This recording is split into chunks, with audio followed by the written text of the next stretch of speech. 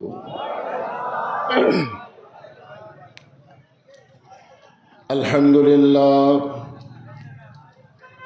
لله نحمده ونستعينه ونستغفره ونؤمن به ونتوكل عليه ونعوذ بالله من شرور أنفسنا ومن سيئات أعمالنا من يهدي الله فلا مضل له ومن يضلله فلا هادي له সকলে জবান খুলে বলেন আশহাদু আল্লা ইলাহা ইল্লাল্লাহু وحده لا شريك له وأشهد أن محمدا عبده ورسوله الذي أرسل رسوله بالحق بشيرا ونذيرا وداعيا إلى الله بإذنه وسراجا منيرا فقد قال الله تعالى في كلامه المجيد والفرقان الحميد জবান খুলে সকলে পড়েন আউযু বিল্লাহি মিনাশ শাইতানির রাজিম বিসমিল্লাহির রহমানির রহিম ফাযকুরুনি أذكركم واشكروني ولا تكفرون يا أيها الذين آمنوا استعينوا بالصبر والصلاة إن الله مع الصابرين ولا تقولوا لمن يقتل في سبيل الله أموات بل أحياء ولكن لا تشعرون إن الله وملائكته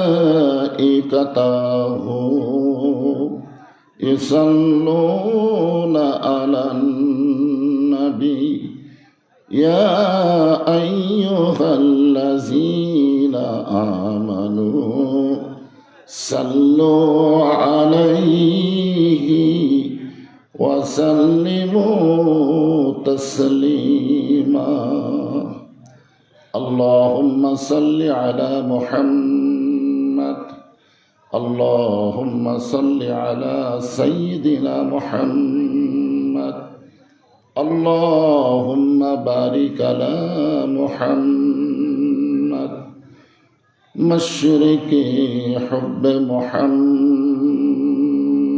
সকলে বলি সাল্লাল্লাহু আলাইহি ওয়াসাল্লাম मतलाए दीवानी माँ मतलाए खुर्शीद इश्कास सीनाए सुजाने माँ बलगल उला बिकमालिही कशाफत दुजा बिजमालिही हसनत जमीओ खिसालिही सल्लो अलैहि व आलिहि अल्लाहुम्मा आमीन জান্নাতের বাগান থেকে জান্নাতি মানুষদেরকে নিয়ে আমি গুনাহগার তোমার রহমতের দরজায় দোখানা হাত তুলেছি আল্লাহ।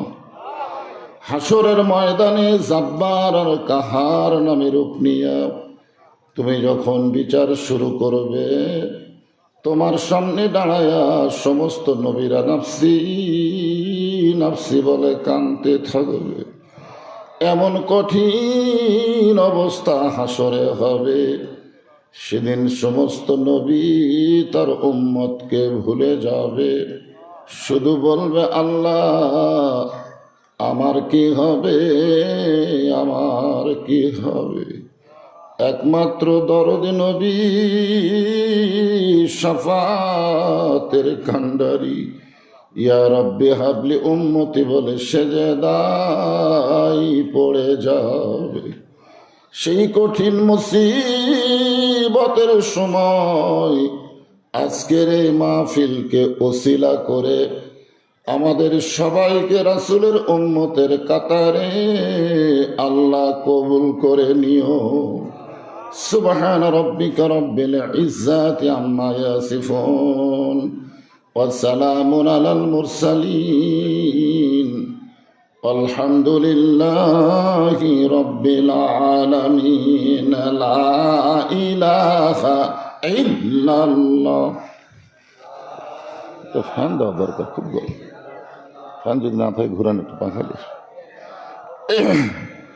লা ইল্লাল্লাহ, লা ইলাহা ইল্লাল্লাহ।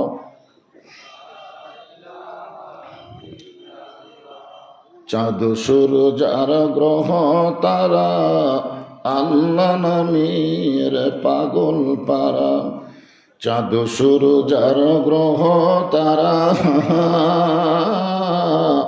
আল্লাহ নামের পাগল পারা। আমার আল্লাহ নামের এতই দয়া ইল্লাল্লাহ, লা ইলাহা লা ইলাহা ইল্লাল্লাহ মুহাম্মাদুর রাসূলুল্লাহ। রাসূলের মহব্বতে জবান খুলে সকলে বলি সাল্লাল্লাহু আলাইহি ওয়াসাল্লাম। ধানোরা চক প্রভুরাম উচ্চ বিদ্যালয় ময়দান আজকের এই তাফসীরুল কোরআন মাহফিল। আজকের এই মাহফিল আল্লাহ তাআলা যিনাকে সম্মানিত সভাপতির আসনে কবুল করেছেন, জনাব মোহাম্মদ মাহবুবুল হাসান বিপ্লব। আজকের এই মাহফিলের সম্মানিত সহসভাপতি আলহাজ মোহাম্মদ ফজলুর মকবুল হোসেন, সম্মানিত সহসভাপতি এবং সভাপতিদ্বয়কে অন্তরের অন্তঃস্থল থেকে আমি শুভেচ্ছা জ্ঞাপন করছি। আজকের এই মাহফিলের সম্মানিত প্রধান অতিথি জনাব অধ্যাপক মুজিবুর রহমান, যদিও নিজে উপস্থিত হতে পারেন নাই, ওনার পক্ষ থেকে প্রতিনিধি অত্যন্ত গুরুত্বপূর্ণ কিছু কথা বললেন। সম্মানিত বিশেষ অতিথিবৃন্দ, সকলকেই অন্তরের অন্তঃস্থল থেকে আমি শুভেচ্ছা জ্ঞাপন করছি। আজকের এই মাহফিলে সম্মানিত ওলামায়ে কেরাম, আপনাদের মাঝে মাঝে যে সমস্ত আলেম ওলামা বসে আছেন, মঞ্চে উপবিষ্ট আছেন, মাগরিবের নামাজের পর থেকে এত রাত পর্যন্ত কোরআন হাদিসের আলোকে অত্যন্ত গুরুত্বপূর্ণ তাফসীর করে আপনাদেরকে শোনালেন। আলেম ওলামা সহ আজকের মাহফিলের বক্তাগণকে অন্তরের অন্তঃস্থল থেকে আমি শুভেচ্ছা জ্ঞাপন করছি। এই মুহূর্তে আমার সামনে যারা বসে আছেন, যিনাদেরকে আল্লাহ দয়া করে, রহম করে, মেহেরবানি করে আজকের এই জান্নাতের বাগানি কবুল করেছেন। আমি যখন বললাম কবুল করেছেন, তখন আপনাদের কিছু একটা বলা দরকার ছিল। আপনার কি মনে করতেছেন নিজের ইচ্ছা এখানে আইছেন? আল্লাহ যদি না চাইতো আপনারা কি আসতে পারতেন? খারাপ জায়গায় আল্লাহ চায় না। আল্লাহ কোরআনে বলেছেন, মা সাবাকা মিন হাসানাতিন ফামিনাল্লাহ। বান্দা বান্দির দ্বারা যখন ভালো কোনো কাজ হয়, এ কাজ বান্দাবান্দি করে না, বরং আল্লাহ করায়। আপনার বলেন তো, এই কোরআনের মাহফিলে বসাটা ভালো কাজ না খারাপ কাজ? তাহলে এই ভালো কাজ কে করালো? আমরা যত বড়ই পাপী হই না কেন, এই মুহূর্তে আল্লাহ আমাদের উপর রাজি না থাকলে আমরা এখানে আসতে পারতাম না। তো যে আল্লাহ দয়া করে রহম করে আমার সামনে আপনাদের কবুল করেছেন, সম্মানিত মা বোনেরা, পর্দার অন্তরালে বসে বসে যারা আলোচনা শুনতেছেন, সকলকেই অন্তরের অন্তঃস্থল থেকে আমি শুভেচ্ছা জ্ঞাপন করছি। এই মুহূর্তে জানতে চাচ্ছি আপনারা সকলে কেমন আছেন? আলহামদুলিল্লাহ রব্বিল আলামিন। জি আলহামদুলিল্লাহ। এই বাতাসটা একটু অ্যাঙ্গেল করে সরাসরি মাইকের দিকে দিলে হবে। যে আল্লাহ শারীরিক সুস্থতা এবং মানসিক প্রশান্তি, সুবহানাল্লাহ বলেন, মনের প্রশান্তি, এটা আল্লাহর পক্ষ থেকে বিশেষ একটা নিয়ামত। গত বছর এই সময় আমরা অনেকেই শরীরের দিক দিয়ে সুস্থ ছিলাম, কিন্তু মনের মধ্যে প্রশান্তি ছিল না। কেমন যেন একটা অস্থিরতা কাজ করতো, না জানি কি হয়, না জানি কি হয়। আজরাইল ধরার আগে পুলিশ ধরার ভয়, ঠিক কিনা বলেন? আসলে হাসিনার শাসন আমলে যে আজরাইল ধরবে এগুলো আমাদের মনেই ছিল না, খালি পুলিশ ধরার চিন্তা, কখন জানি পুলিশ ধরে। এই একটা অবস্থা থেকে আল্লাহ আমাদের মুক্তি দিয়েছেন 5 আগস্টের মাধ্যমে, ঠিক কিনা বলেন? যে আল্লাহ আমাদের শারীরিক সুস্থতা, মানসিক প্রশান্তি দান করলেন, আমরা সে আল্লাহর উপরে শুকর গুজার করছি। আমার সঙ্গে সকলে বলেন, রব্বানা লাকাল হামদ হামদান কাসীরান তাইয়িবান মুবারাকান ফীহি। আমরা প্রশংসা করলাম কার? কেন করলাম? এমনি এমনি? আল্লাহর প্রশংসা করলে আল্লাহর কোনো লাভ নেই। আমরা যারা প্রশংসা করলাম আমাদের লাভ। আপনারা কোনো বক্তার প্রশংসা করেন, আপনাদের কোনো লাভ নাই, বক্তার লাভ, দাওয়াত বেশি হবে। ডাক্তারের প্রশংসা করেন, আপনাদের কোনো লাভ নাই, ডাক্তার রুগী বেশি পাবে।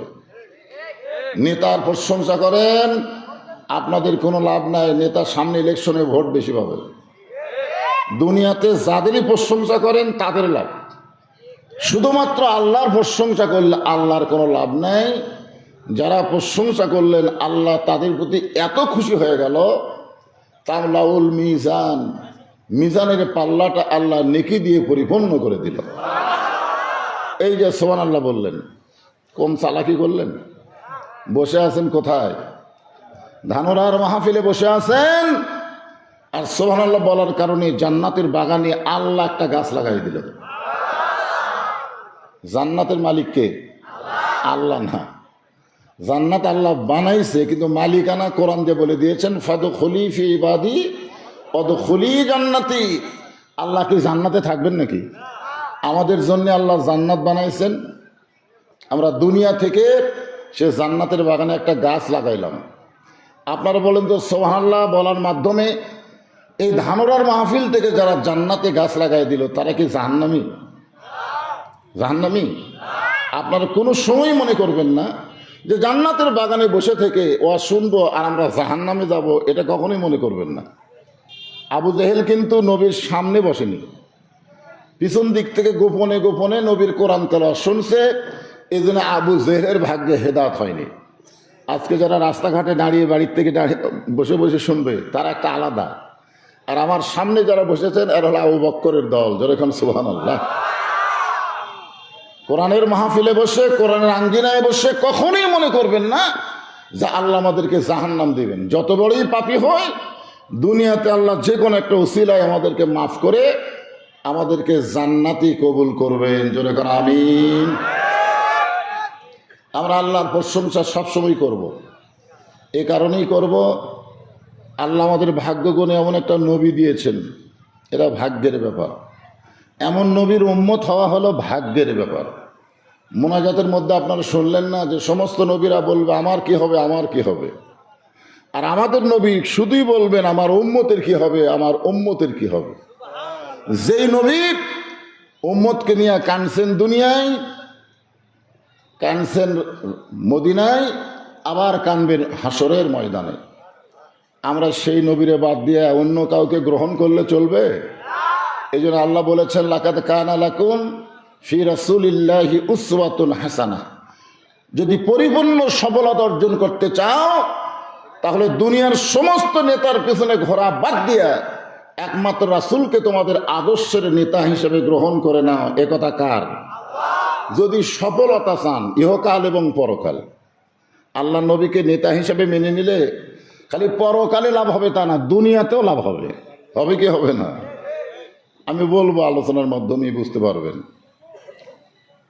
এমনও কথা আছে, কোনো কর্মে আমরা যদি ঠেকে যাই, ঠেকে যাও বুঝেন, বলে না তুই যদি ঠেকে যাস তাহলে আমাকে বলিস।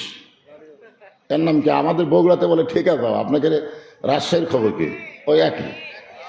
তো কোনো কারণে যদি আমরা আল্লাহর সামনে হিসাব দিবার যায় ঠেকে যাই, ঠিক আছে যাবোই। আমাকে এমন কি আমল আছে যে আমরা সরাসরি জান্নাতে যাব? এমন কোন আমল আছে? নাই। ওই সময় আমাদের নবী কি করবেন? আছেন আমার মুক্তার, আছেন আমার বারিস্টার, শেষ বিচারের হাইকোর্টেতে তিনি আমায় করবেন পার।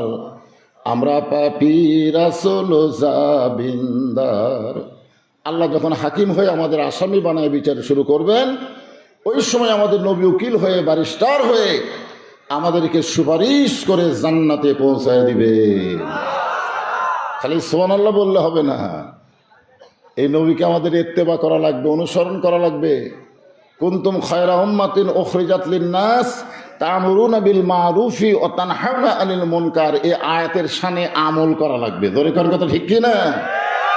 ভাগ্য গুণে এমন একজন নবীর উম্মত হিসেবে আল্লাহ আমাদের কবুল করেছেন। সকলে বলি আলহামদুলিল্লাহ। আল্লাহর প্রশংসা করার কারণ হলো যে কোরআন থেকে আপনারা তাফসির শুনবেন। এই কোরআনের একটা বিশাল সূরা, নাম হলো সূরা বাকারা। নাম কি? সূরা বাকারা। ওই সূরা থেকে আমি আপনাদের সামনে তিনটা আয়াত তেলাওয়াত করেছি। এইটাকে সামনে নিয়ে আলোচনা করব। কঠিন গরমের মধ্যে আপনার বসে আছেন, আজকে আল্লাহর কাছে দোয়া করবো, আল্লাহ তোমার কোরআনের তাফসির শুনতে এসে যে শরীরগুলো ঘেমে গেল, এই ঘামওয়ালা শরীরের জন্য তুমি জাহান্নামের আগুনকে হারাম করে দাও। আল্লাহ পারে কি পারে না? আজকে আমরা গরমের মধ্যে বসে থাকাটা অনেক সময় কষ্ট মনে করি, যে বাড়িতে আমার কারেন্ট আছে, ফ্যান আছে, সেইটা বাদ দিয়া ওয়াজাটা গরমে বসে থাকবো কেন? অথচ ডোনাল্ড ট্রাম্প বলতেছে গাজাবাসী তোমরা গাজা ছেড়ে চলে যাও, তোমাদের ভাঙ্গা বাড়ি আবার নির্মাণ করে দেওয়া হবে। গাজার মুসলমানেরা বলতেছে আমাদের জীবন যাবে কিন্তু গাজা ছাড়বো না, জীবন যাবে কিন্তু গাজা ছাড়বে না। এত বিশাল ইমান নিয়ে যারা থাকে আজকে তারা ক্ষয়ক্ষতির মধ্যে পড়েছে কোরআনের আয়াত অনুযায়ী, কিন্তু তারা পরাজিত হবে না, ওরাই পরাজিত হবে যারা মুসলমানদের নির্যাতন করতেছে। এখন কথা ঠিক কি না?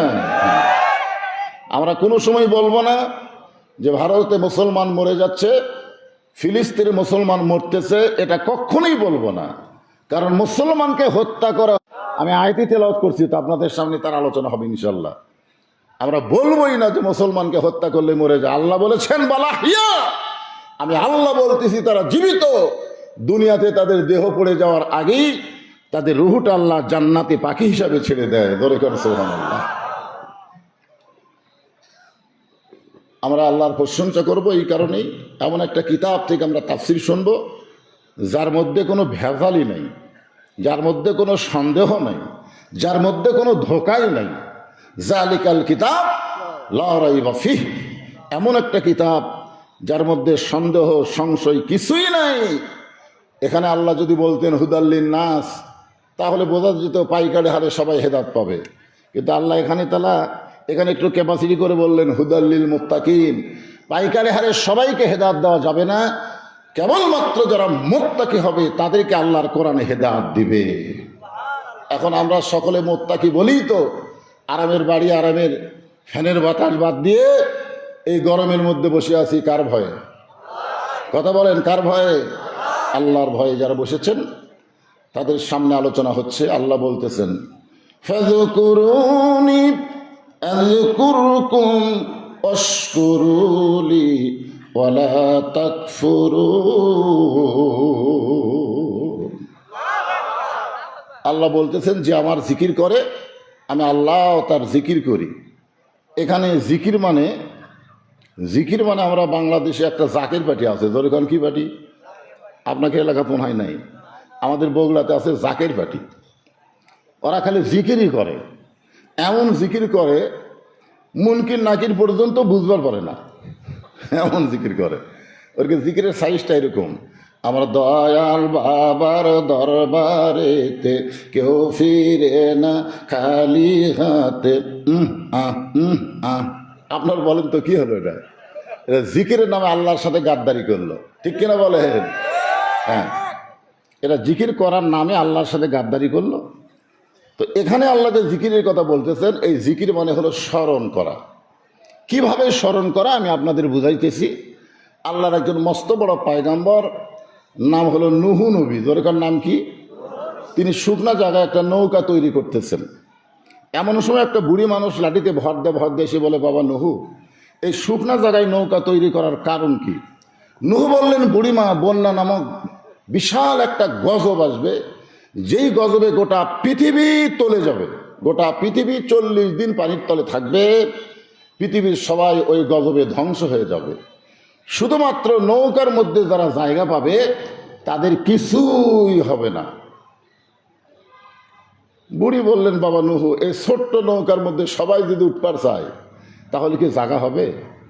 নুহু বললেন, বুড়িমা, এই নৌকায় চড়ার একটা শর্ত আছে, সেই শর্ত হলো ইমানদার বান্দাবান্দি যারা নৌকার ভিতরে জায়গা পাবে, তারা বেঈমানদের জায়গা নৌকায় হবে না। বুড়ি বললেন, বাবা নুহু, আমি নৌকায় উঠতে চাই। সঙ্গে সঙ্গে নুহু বললেন, বুড়িমা, তাহলে আমার সঙ্গে আপনি পড়েন, পড়েন, সবাই পড়েন, লা ইলাহা ইল্লাল্লাহু নূহু নবিয়ুল্লাহ। বাবা আদম থেকে আমাদের নবী পর্যন্ত লা ইলাহা ইল্লাল্লাহ কিন্তু একই, ঠিক কিনা বলেন? কিন্তু এরপরে যখন যে নবী ছিল তার নামটা, যেরকম আদম সফিউল্লাহ, নুহু নবিউল্লাহ, ঈসা রুহুল্লাহ, মুসা কালিমুল্লাহ, ইব্রাহিম খলিলুল্লাহ, এরকম নাম পরিবর্তন হতে, কিন্তু লা ইলাহা ইল্লাল্লাহ কিন্তু ঠিকই আছে না নাই? এখন পর্যন্ত আছে না নাই? আল্লাহ রাসূল বলেছেন, কোনো ব্যক্তি সারা জীবন যদি পাপ করে আর মৃত্যুর সময় এই লা ইলাহা ইল্লাল্লাহ জিকির করতে করতে যদি মারা যায়, শুধুমাত্র মুখে জিকির জারি থাকার কারণে আল্লাহ তার জীবনের সমস্ত গুনাহ মাফ করে দেয়। নূহ বললেন, বুড়িমা, আপনি যখন কলেমা স্বীকার করেছেন তাহলে আপনার আর কোনো টেনশন নাই। কি নাই? বন্যা গজব যখন শুরু হবে তখন আপনার হাতটা ধরে আমি আপনাকে নৌকায় উঠাইয়া নিব। এ কথা শোনার পরে বুড়ি বললেন, আলহামদুলিল্লাহ। এখানে আয়াতে বলা হয়েছে অশকুরুলি, শুকুর গুজার করতে হবে কার? জোরে বলেন। কিন্তু এখানে তো বুড়ির বলা দরকার ছিল, বাবা নুহু, বিশাল বন্যার গজবে তুমি আমাকে হাত ধরে নৌকায় উঠাবা, তুমি অত্যন্ত ভালো মানুষ। এখানে বুড়ি নুহু নবীর প্রশংসা না করে প্রশংসা করলো কার? আজকে বাংলাদেশে আমরা কার প্রশংসা করি? আল্লাহর করে। হাসিনা যতদিন ছিল, হাসিনার আশেপাশে যারা ছিল তারা হাসিনা ছাড়া কিছুই বোঝেনি। জোরে কোন কথা, ঠিক কিনা? যখন হাসিনা বাংলাদেশ থেকে 5ই আগস্ট পলালো, আপনারা দেখছেন, ভিডিও দেখছেন আপনারা, 2 বোন যখন যাচ্ছে, ছোট বোন রেহানা খালি মাটির দিকে তাকায় তাকায় হাঁটতেছে, আর হাসিনার দিকে আমি দেখলাম ও খালি এরকম চারিদিকে এরকম তাকাইতেছে। চারিদিকে কেন তাকাইছে? ওই সময় হাসিনার মনে হয়েছে, কতজনকে কত কি দিলাম, যাবার কালে এক সামসারও দেখা না পাইলাম। আপনার বলেন তো, একটা চামচা আছে? একটা চামচাও নেই। আসলে বুড়ির হাত ধরে নৌকায় উঠাবে নুহু, আর বুড়ি প্রশংসা করলো কার? আরো জোরে বলেন।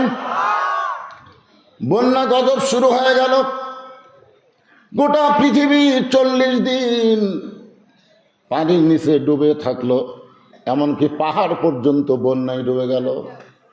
40 দিন পর পানি যখন কমা শুরু করলো, এমন সময় নুহু নবীর নৌকা জুদি পর্বতে আটকে গেল। আল্লাহ ডাকতে পারে, নুহু খবর কি? নূহ বলতেছে নৌকার মধ্যে যারা জীবিত আছে তারা, নৌকার বাহিরে যারা ধ্বংস হয়েছে তারা, নৌকার ভিতরে আছে যারা জীবিত আছে তারা, নৌকার বাহিরে যারা ধ্বংস হয়েছে তারা। নূহুর দিকে তাকা আল্লাহ বলতেছেন, বাবা নূহ, ও নবী নূহ, তাহলে বুড়ির খবর কি? নূহ বলতেছে, আল্লাহ আমার মনই নাই। অনেকে পীর ধরে না, পীর ধরা, আপনাকে এলাকার পীর ধরা আছে নাকি? পীর ধরা, হুজুর আমার কোনো টেনশন নাই, আমি পীর ধরছি। দেখছেন, বিপদে পড়লে একটা নবী পর্যন্ত ভুলে যায়। আর তুমি যখন হাসরে বিপদে পড়বা, তোমার পীর তোমাকে বাঁচাবে এ কথা চিন্তা করো না, বরং পীরের বাঁচাই কঠিন হয়ে যাবে। জোরে কোন কথা ঠিক কিনা? আয়াতুল কুরসি পড়েন, মানজাল্লাযী ইয়াশফাউ ইনদাহু ইল্লা বিইজনিহি। হাসরের ময়দানে শুধুমাত্র একজনকে আল্লাহ তাআলা সুপারিশের অধিকার দিবেন, ভাগ্যগুণী তিনি হলেন আমাদের নবী। জোরে কোন সুবহানাল্লাহ। নূহ বলতেছে, আল্লাহ আমার মনই নাই। আল্লাহ বলে, নূহ তাহলে বুড়ির খবর কি? নূহ বলতেছে, বুড়ির খবর সব যখন ধ্বংস হয়ে গেছে, বুড়িও তো ধ্বংস। আল্লাহ বলেন, নূহ আজগুবি কোনো কথা বলা যাবে না, কথা বলতে গেলে তদন্ত করে কথা বলা লাগবে। 15.5 বছর হাসিনা যা কছে তাই। জোরে কোন ঠিক কিনা? আলেমদেরকে জঙ্গি জিএমবি রাজাকার বানায়া জেলের মধ্যে ঢুকাইছে, আর জালেমদেরকে জামিন দিয়ে জেলখানা থেকে বের করে দিয়েছে। জোরে কোন কথা ঠিক কিনা? কোনো তদন্ত ছিল? কোনো তদন্ত ছিল? যা মনে চাইছে তাই। হায় হায় রে, দেখেন একটা নবীকে আল্লাহ বলতেছেন, হো আজগবি কোনো কথা বলা যাবে না, কথা বলার আগে তদন্ত করা লাগবে। যে কোনো কথাই আপনি বলেন মানুষের সামনে, এ কথা কি এমনি এমনি বলা যাবে? যাবে। আজকে আমাদের বাংলাদেশে কিছু গুজব, আমাদের বগুড়াতে 3টা দলবার আছে। একটা নাম হলো আফসোস লীগ, কি লীগ? আর একটা নাম হলো হতাশা লীগ, হতাশা। আর একটা হলো গুজব লীগ। মাঝে মধ্যে গুজব তোলে যে আপা শর্ট করে ঢুকবে, আপা শর্ট করে ঢুকবে। আমাদের বগুড়া তো বিএনপির ঘাঁটি, বুঝলেন, ওই জায়গা এরকম কিছু আছে হঠাৎ। আর একটা হতাশা, আগেই ভালো ছিলাম। আমি ওর হাত ধরে বললাম, তোর 15 বছরে তুই কেমন ছিলি? রমজান মাসে কারেন্ট ছিল, ইফতার নিয়ে বসে গেছি, কেবল ইফতার মুখত দেবো, কারেন্ট নেই। তারাবির 2 রাকাত পড়তে পড়তে কারেন্ট আউট, সেহরির সময় কেবল ভাত মুখত দিয়ে কারেন্ট নেই। এরকম একটা অবস্থা হয়েছে কেন বলেন? না না, এ বছর না, আগে রমজান মাসে জিনিসপত্রের দাম যেরকম ছিল, এবার তার চাইতে কম না বেশি? কম না? সব কিছুর দাম কম কিনা? ভারত চিনি বন্ধ করে দিল, পেঁয়াজ বন্ধ করে দিল, আলু বন্ধ করে দিল, তাও গত বছরের তুলনায় এবার চিনির দাম কম, আলুর দাম কম করলে আপনার মন খারাপ করবেন, ঠিক আছে? কারণ এটা আবার আলু এলাকা তো। হায় রে, আল্লাহ কোরআনে বলতেছেন, এটা আমার কথা না, ওয়ালানাবলুওয়ান্নাকুম বিশাইয়্যিম মিনাল খাউফি ওয়াল জুই ওয়া নাকসিম মিনাল আমওয়ালি ওয়াল আনফুসি ওয়াস সামারাতি ওয়া বাশশিরিস সাবিরিন। আল্লাহ বলতেছে, ক্ষতি হবে তোমাদের, আবাদ করতে খরচ হচ্ছে যা, তার অর্ধেকও পাচ্ছে না, মালে ক্ষতি, জানি ক্ষতি, এরকম বহু ক্ষতি দিয়ে আল্লাহ মুসলমানদের পরীক্ষা করবে। এরপরেও মুসলমানদেরকে ধৈর্য ধারণ করা লাগবে। ধরে কোন কথা ঠিক কিনা কথা বলেন? তো ব্যাপারটা হলো গুজব, হতাশা। আপনাদের এলাকায় এরকম আছে? আমাদের বগুড়াতে আছে, এখানে নাই। যেই কথা বলতেছিলাম, আল্লাহ বলেন, নূহ আজগবি কোনো কথা বলা যাবে না, কথা বলতে গিয়ে তদন্ত করে কথা বলা লাগবে। নূহ নবী আল্লাহর কথা মতো তদন্ত করতে গিয়ে দেখে বন্যার গজবে বুড়ি তো দূরের কথা, বুড়ির ভাঙ্গা বাড়িও পর্যন্ত কিছুই হয় নাই। বুড়ির একটা ঝুবড়ি বাড়ি, যেমন তেমন একটা বাড়ি, সে বাড়িটাও পর্যন্ত কিছুই হয়নি। নূহ নবী চমকে গিয়ে বললেন, বুড়ি মা। সঙ্গে সঙ্গে বুড়ি টোপলা নিয়ে হাজির। কি নিয়ে হাজির? টোপলা। নূহ বললেন, বুড়িমা টোপলা কেন? বলে, আগে থেকে সাইজ হয়ে আছি বাবা, তুমি কখন আসো ডাক দিবা, বার হতে যদি দেরি হয় আর বন্যা গজব যদি চলে আসে, এই জন্য আগে থেকেই সাইজ। আমাদেরকে কিন্তু আগে থেকেই সাইজ হওয়া লাগবে। জোরে কোন কথা ঠিক কিনা? আল্লাহ কি বলতেছেন, লা তামুতুন্না মৃত্যুবরণ করো না ইল্লা আনতুম মুসলিমুন, যতক্ষণ মুসলমান না হবে ততক্ষণ মৃত্যুবরণ করো না। আমাদের মৃত্যু কখন হবে আমরা জানি? ধরে কেন জানি? তাহলে সাইজ কখন হবে? মরার আগে না মরার পরে? একটা সাপ খালি এই করে চলতেছিল, বুঝলেন? তো এক রাখাল শাবক মারা এরকম টাঙ্গা চলছে, তো নিচে ব্যাং জাল আপায়ের বলে, সাপরে তো বহুদিন করেছি সোজা হ সোজা হ, কিন্তু তুই সোজা হয়ে চলিস না, তুই খালি হ্যাঁকা ফেঁকা হয়ে চলিস। এই সোজা হলি ঠিকই, কিন্তু মরার পর। তা আমরা কি মরার পরে সোজা হব না মরার আগে? কখন? আপনি কি জানেন যে আমার মৃত্যু অমুক বছরে হবে? হাসিনা যেরকম জানতো 41 সালে আমার আগে আমাকে নামাইকে, ওই কোনো সময় কল্পনা করে না যে 24 সালের 5ই আগস্ট এইভাবে পলান লাগবে। দরেখান কথা ঠিক কিনা? কিছুদিন আগেই বলেছে দেশ আমার বাপের, পলাই না পলাই না, এরকম কথা বলছে কি বলেনি? কিছুদিন আগে। আল্লাহ কয় কার সাথে কি মারিস রে? তাবারাকাল্লাযী বিয়াদিহিল মুলক, গোটা পৃথিবীর রাজত্ব কর্তৃত্ব মালিকানা কার হাতে? ওয়া আলা কুল্লি শাইইন কাদির, সমস্ত বিষয়ের উপরে একমাত্র ক্ষমতাকার। জোরে বলা লাগবে ক্ষমতাকার। ওরা মনে করছিল না আমাকে ক্ষমতা, আজ কি অবস্থা। হ্যাঁ, এই জন্য টোপলা সাইজ হয়ে আছে, মানে কি আমাদেরও সাইজ হয়ে থাকা লাগবে, যে কোনো সময় আমাদের মৃত্যু হবে। জোরে কোন ঠিক? হ্যাঁ। নূহ বললেন বুড়িমা, বন্যা গজব শেষ হয়ে গেছে। বুড়ি বলতে শেষ হয়ে গেছে, কখন গজব শেষ হলো? নূহ বলতেছে বুড়িমা 40 দিন গোটা পৃথিবী পানির তলে ডুবে ছিল, কিন্তু আপনার বাড়িও কিছু হয়নি, আপনারও কিছু হলো না। আপনি এমন কি আমল করেন যে আমলের কারণে আল্লাহ আপনাকে হেফাজত করলো? বুড়ি বলতেছে বাবা নূহ, তুমি যখন বলেছিলে আমি আপনাকে নৌকায় হাত ধরে উঠাবো, তখন আমার ঈমান আমাকে বলতেছে যে দুনিয়ার সবাই সবাইকে ভুলে গেলে আল্লাহ কোনোদিন কাউকে ভুলবে না। এই যে তোমার প্রশংসা না করে আমি আল্লাহর প্রশংসা করেছি। তাহলে জিকির করবো কার?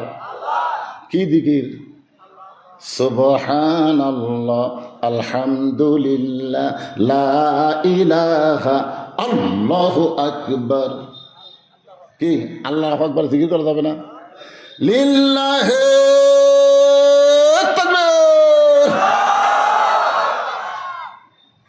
কিছুদিন আগে একদল বলতো এটা হলো অমুক দলের স্লোগান। আমরা কোরআনের মাহফিল আমাদের রাজশাহী, এটা মনে হয় পোয়াবা থানা হবে, এটা তানোর। কিন্তু আমি যেখানে তকবির দিছিলাম, এক লোক হুজুর ওয়াজ করবেন এই তকবির কেন এত ঘন ঘন তকবির? মানে তকবিরও পছন্দ করে না। আমি চিন্তা করলাম ভাই, তকবির খেলে একজনেরই পছন্দ হয় না, তার নাম হলো মিস্টার ইবলিস। ইবলিস ছাড়া তকবিরকে ভয় কোনো মুসলমানের বাচ্চা করে না। ধরে কথা কন না কেন? হ্যাঁ, আপনারা বলেন তো তকবির দিলে কে বেজার হয়? খালি বেজার হয় না, জায়গা ছাড়ে, এলাকা ছেড়ে চলে যায়। হ্যাঁ,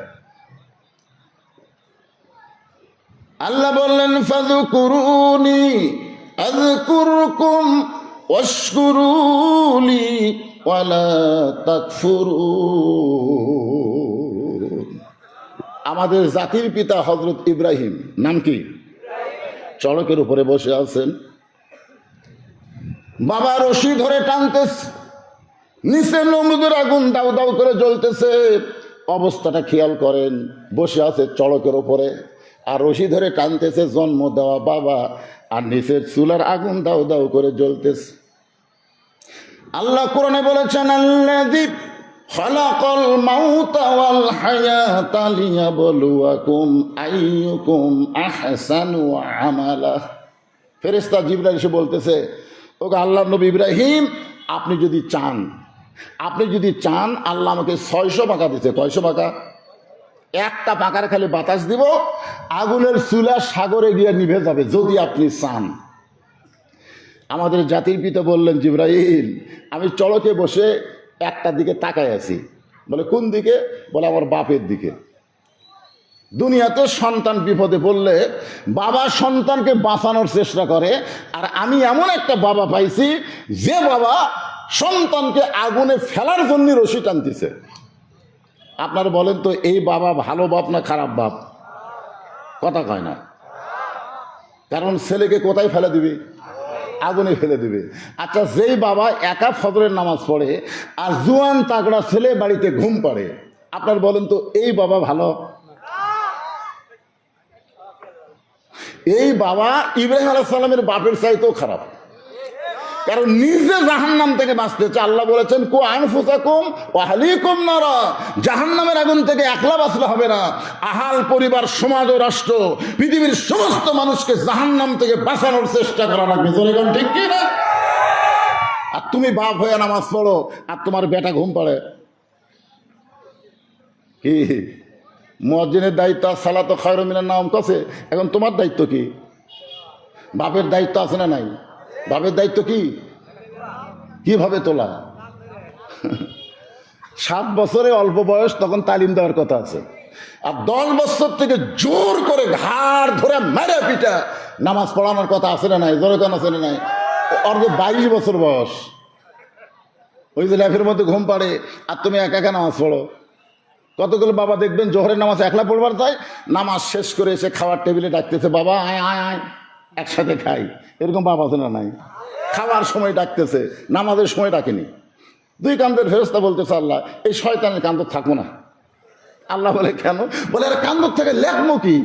নামাজে যাওয়ার সময় ছেলেক ডাকে না, খাওয়ার সময় ছেলেক ডাকে, এরা আজরের চাইতো খারাপ বাপ। ধরে কোন কথা ঠিক কি না? রে ফেরেশতা জিবরাইল, তোমার পাখার বাতাস দিয়া আগুনের চুলায় তুমি সাগরের মধ্যে ফেলে দিবা। তুমি কি জানো আমি কে আর তুমি কে? ইব্রাহিম নবী জিবরাইলকে বলতেছে, তুমি কি জানো আমি কে আর তুমি কে? আপনার বলেন তো, জিবরাইল কে আর ইব্রাহিম কে? আপনারা জানেন না? জিবরাইল কি? ফেরেশতা। আর ইব্রাহিম কি? কি মানুষ? মাটির আদমকে আল্লাহ তৈরি করিয়া ঘোষণা করিলেন আল্লাহ শ্রেষ্ঠ বলিয়া, তাই নূরের ফেরেশতা করে মানুষকে সেজদা, সবার চেয়ে দিলেন মাটির মানুষকে সম্মান। সবাই বলেন আল্লাহু আল্লাহু, তুমি জানলে জালালুহু, শেষ করা তো যায় না গে তোমার গুণগান। রে জিবরাইল শোনো, আমি ইব্রাহিমের ঈমান বলতেছে, নমরুদ আগুন জ্বলাবার পারে, কিন্তু পুরানোর ক্ষমতা নমরুদের হাতে নাই, পুরানোর ক্ষমতা হলো আমার আল্লাহর হাতে। আজকে ভারত বিশাল পাওয়ার নিয়ে হিন্দু মালওয়ানের বাচ্চারা মুসলমানদের ওয়াকফকে বাতিল করেছে। জোরে কোন কথা ঠিক কথা বলে? ও বুঝবার পারেনি মুসলমানদের খবর কি। বহু বছর আগে যখন মোদী সরকার গুজরাটের কষাই ছিল, ওই সময় 4-5 দিন একটা মেয়ে খালি গড়াগড়ি করতেছে, হিন্দু মেয়ে, বাচ্চা হয় না। বাপ মাও চিন্তা করতেছে নর্মালে বাচ্চা হওয়ার কোনো সম্ভাবনা নাই, সিজার করা লাগবে। এখন সিজার করার জন্য অ্যাম্বুলেন্স করে হাসপাতাল নিয়ে যাচ্ছে। ইতিমধ্যে মুসলমানের একটা মিছিল করতেছে, একজন বলেছে নারায়ে তাকবীর, আর 1000 জন বলেছে আল্লাহু আকবার। যে আল্লাহু আকবার কইছে, অ্যাম্বুলেন্সের মধ্যে ওই মেয়েটা আল্লাহু আকবার ধ্বনিতে এরকম কেঁপে উঠছে। যেই কেঁপে উঠছে, 4 লোক করে বাচ্চা বের হয়ে গেছে। হিন্দু বাপ মা কয় আর 4-5 দিন হলো ভগবান ভগবান করতেছি, কাম হয় না রে। আর মুসলমানের তকবীরে বাচ্চা বের হলো, হাসপাতালে যাওয়া লাগলো না। অ্যাম্বুলেন্স হাসপাতালে না যায় বাড়িতে গেছে। 1 মাস পর সাংবাদিক সম্মেলন করে বলেছে, ভগবান গড ঈশ্বর বলতে কিছু নাই, একমাত্র আছে আল্লাহ। যে আল্লাহর তকবীরের থাকিতে বাচ্চা বের হয়ে যায়। আমরা আর মালওয়ানের জাত থাকবো না, আমরা সব কলমা পড়ে মুসলমান হবার চাই। আপনারা জানেন না, হিন্দুরাই লেগে গেছে। জোরে কোন ঠিক কিনা? মোদির সাথে লেগে গেছে। এই ফাঁকে মুসলমান লাগবে, ভারত ভাঙ্গা টুকরা টুকরা হয়ে যাবে, আমাদের বাংলাদেশের ম্যাপের পরিধি বেড়ে যাবে। জোরে কোন কথা ঠিক কিনা? ভাগ্যগুণে আমরা একটা ইউনুস পাচ্ছি, ভাগ্যগুণে। হায় রে, এক ইউনুসের জীবন আমরা বাস করি। ইউনুস নবীরে খাইল মাছেতে গিলিয়া, ফেরেশতা পাঠাইলেন আল্লাহ ইসমে আজম দিয়া, দমে দমে সে হরদম পড়ে সে ইসমে আজম, মাছেরই উদর হইতে বাঁচাইলা প্রাণ। একটা মাছ ইউনুসকে খাইছিল, ইউনুস নবীকে হজম করে পারছে? ভারত মনে করছিল যে ইউনুস যখন বাংলাদেশের ক্ষমতার চেয়ারে বসেছে, যা ক্ষমতায় ইউনুস মোদিকে বুড়া আঙ্গুল দেখায় ভারতের ঠেকা দিয়া চীনে চলে যায়। জোরে কোন কথা, ঠিক কথা বলেন? আপনারা জানেন মোদি গালত হাত দিছে, কারণ বাংলাদেশে তুরস্ক থেকে যে অস্ত্র আসতেছে, তারপরে চীন থেকে যে বিমান আসতেছে, মুসলমানদের তকবির একত্র করে শুধু ভারত নয় গোটা পৃথিবী আল্লাহ মুসলমানের পায়ের তলায় দিয়ে দিবে। ধরে কোন কথা ঠিক কি না? নমরুদ আগুনের চুলা জ্বালাতে পারে, পরে অ্যাটম বোম বানাতে পারে, হাইড্রোজেন বোম বানাবার পারে, কিন্তু ফুটানোর ক্ষমতা কার হাতে? জোরে বলতে হবে, আল্লাহর হাতে। হাসবি আল্লাহু নিমাল ওয়াকিল অনিমাল মাওলা অনিমান নাসির। আল্লাহ, আমি আগুনের দিকে তাকাইনি, তোমার প্রতি ভরসা করে আছি, তুমি তা করবা তাই। আল্লাহ বলেন কুলনা ইয়া নারু কুনি বারদাও ওয়া সালামান আলা ইব্রাহিম ফাযকুরুনি আযকুরুকুম। যে আল্লাহকে স্মরণ করবে সে যেখানেই থাক আল্লাহ তাকে জিকির করবে। জোরে করে সুবহানাল্লাহ। এরপরে আল্লাহ বললেন, এ ভাই মাইকালা ভাই কোথায় রে, চ্যান চ্যান করতেছে, দেখো তো সাউন্ড একটু ক্লিয়ার করা যায় কিনা।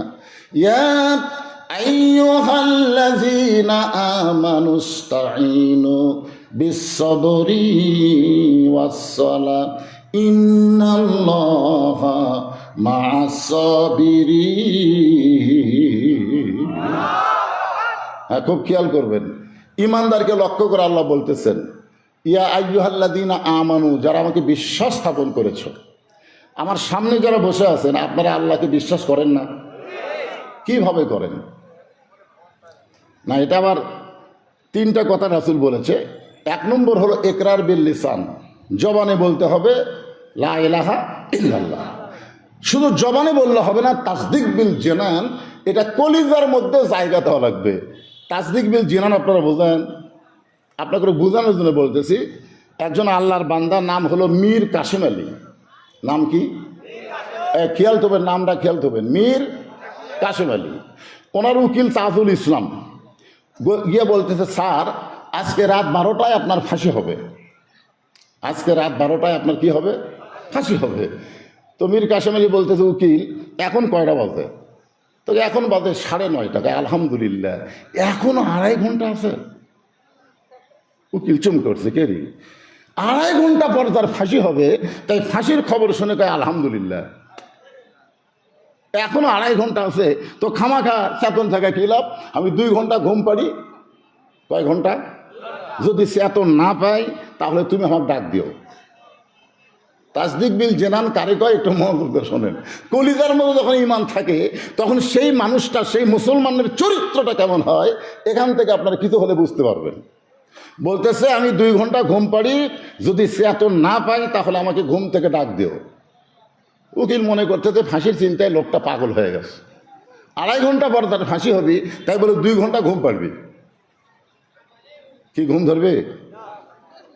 মনের দুঃখে কষ্ট নিয়ে উকিল চলে গেছে। 2 ঘন্টা পরে উকিল ফাঁসির কন্ডম ছেলে ঢুকে দেখে ঘুম তো পাড়া না, সেই ঘুম। ঘড়ির দিকে তাকা দেখে, কে রে, আর মাত্র 8 ঘন্টা টাইম আছে, তারপরে লোকটার ফাঁসি হবে। এরপরে লোকটা এই হারে ঘুম পাড়তেছে, পায়ের বুড়া আঙ্গুল লড়াইস। সঙ্গে সঙ্গে মীর কাসেম আলী চেতন পায়, বলে উকিল ভাই আমার কি ফাঁসির সময় হয়েছে নাকি? বলে না স্যার, এখনো 8 ঘন্টা বাকি আছে। কয় আলহামদুলিল্লাহ। 8 ঘন্টা বাকি শুনে কয় আলহামদুলিল্লাহ।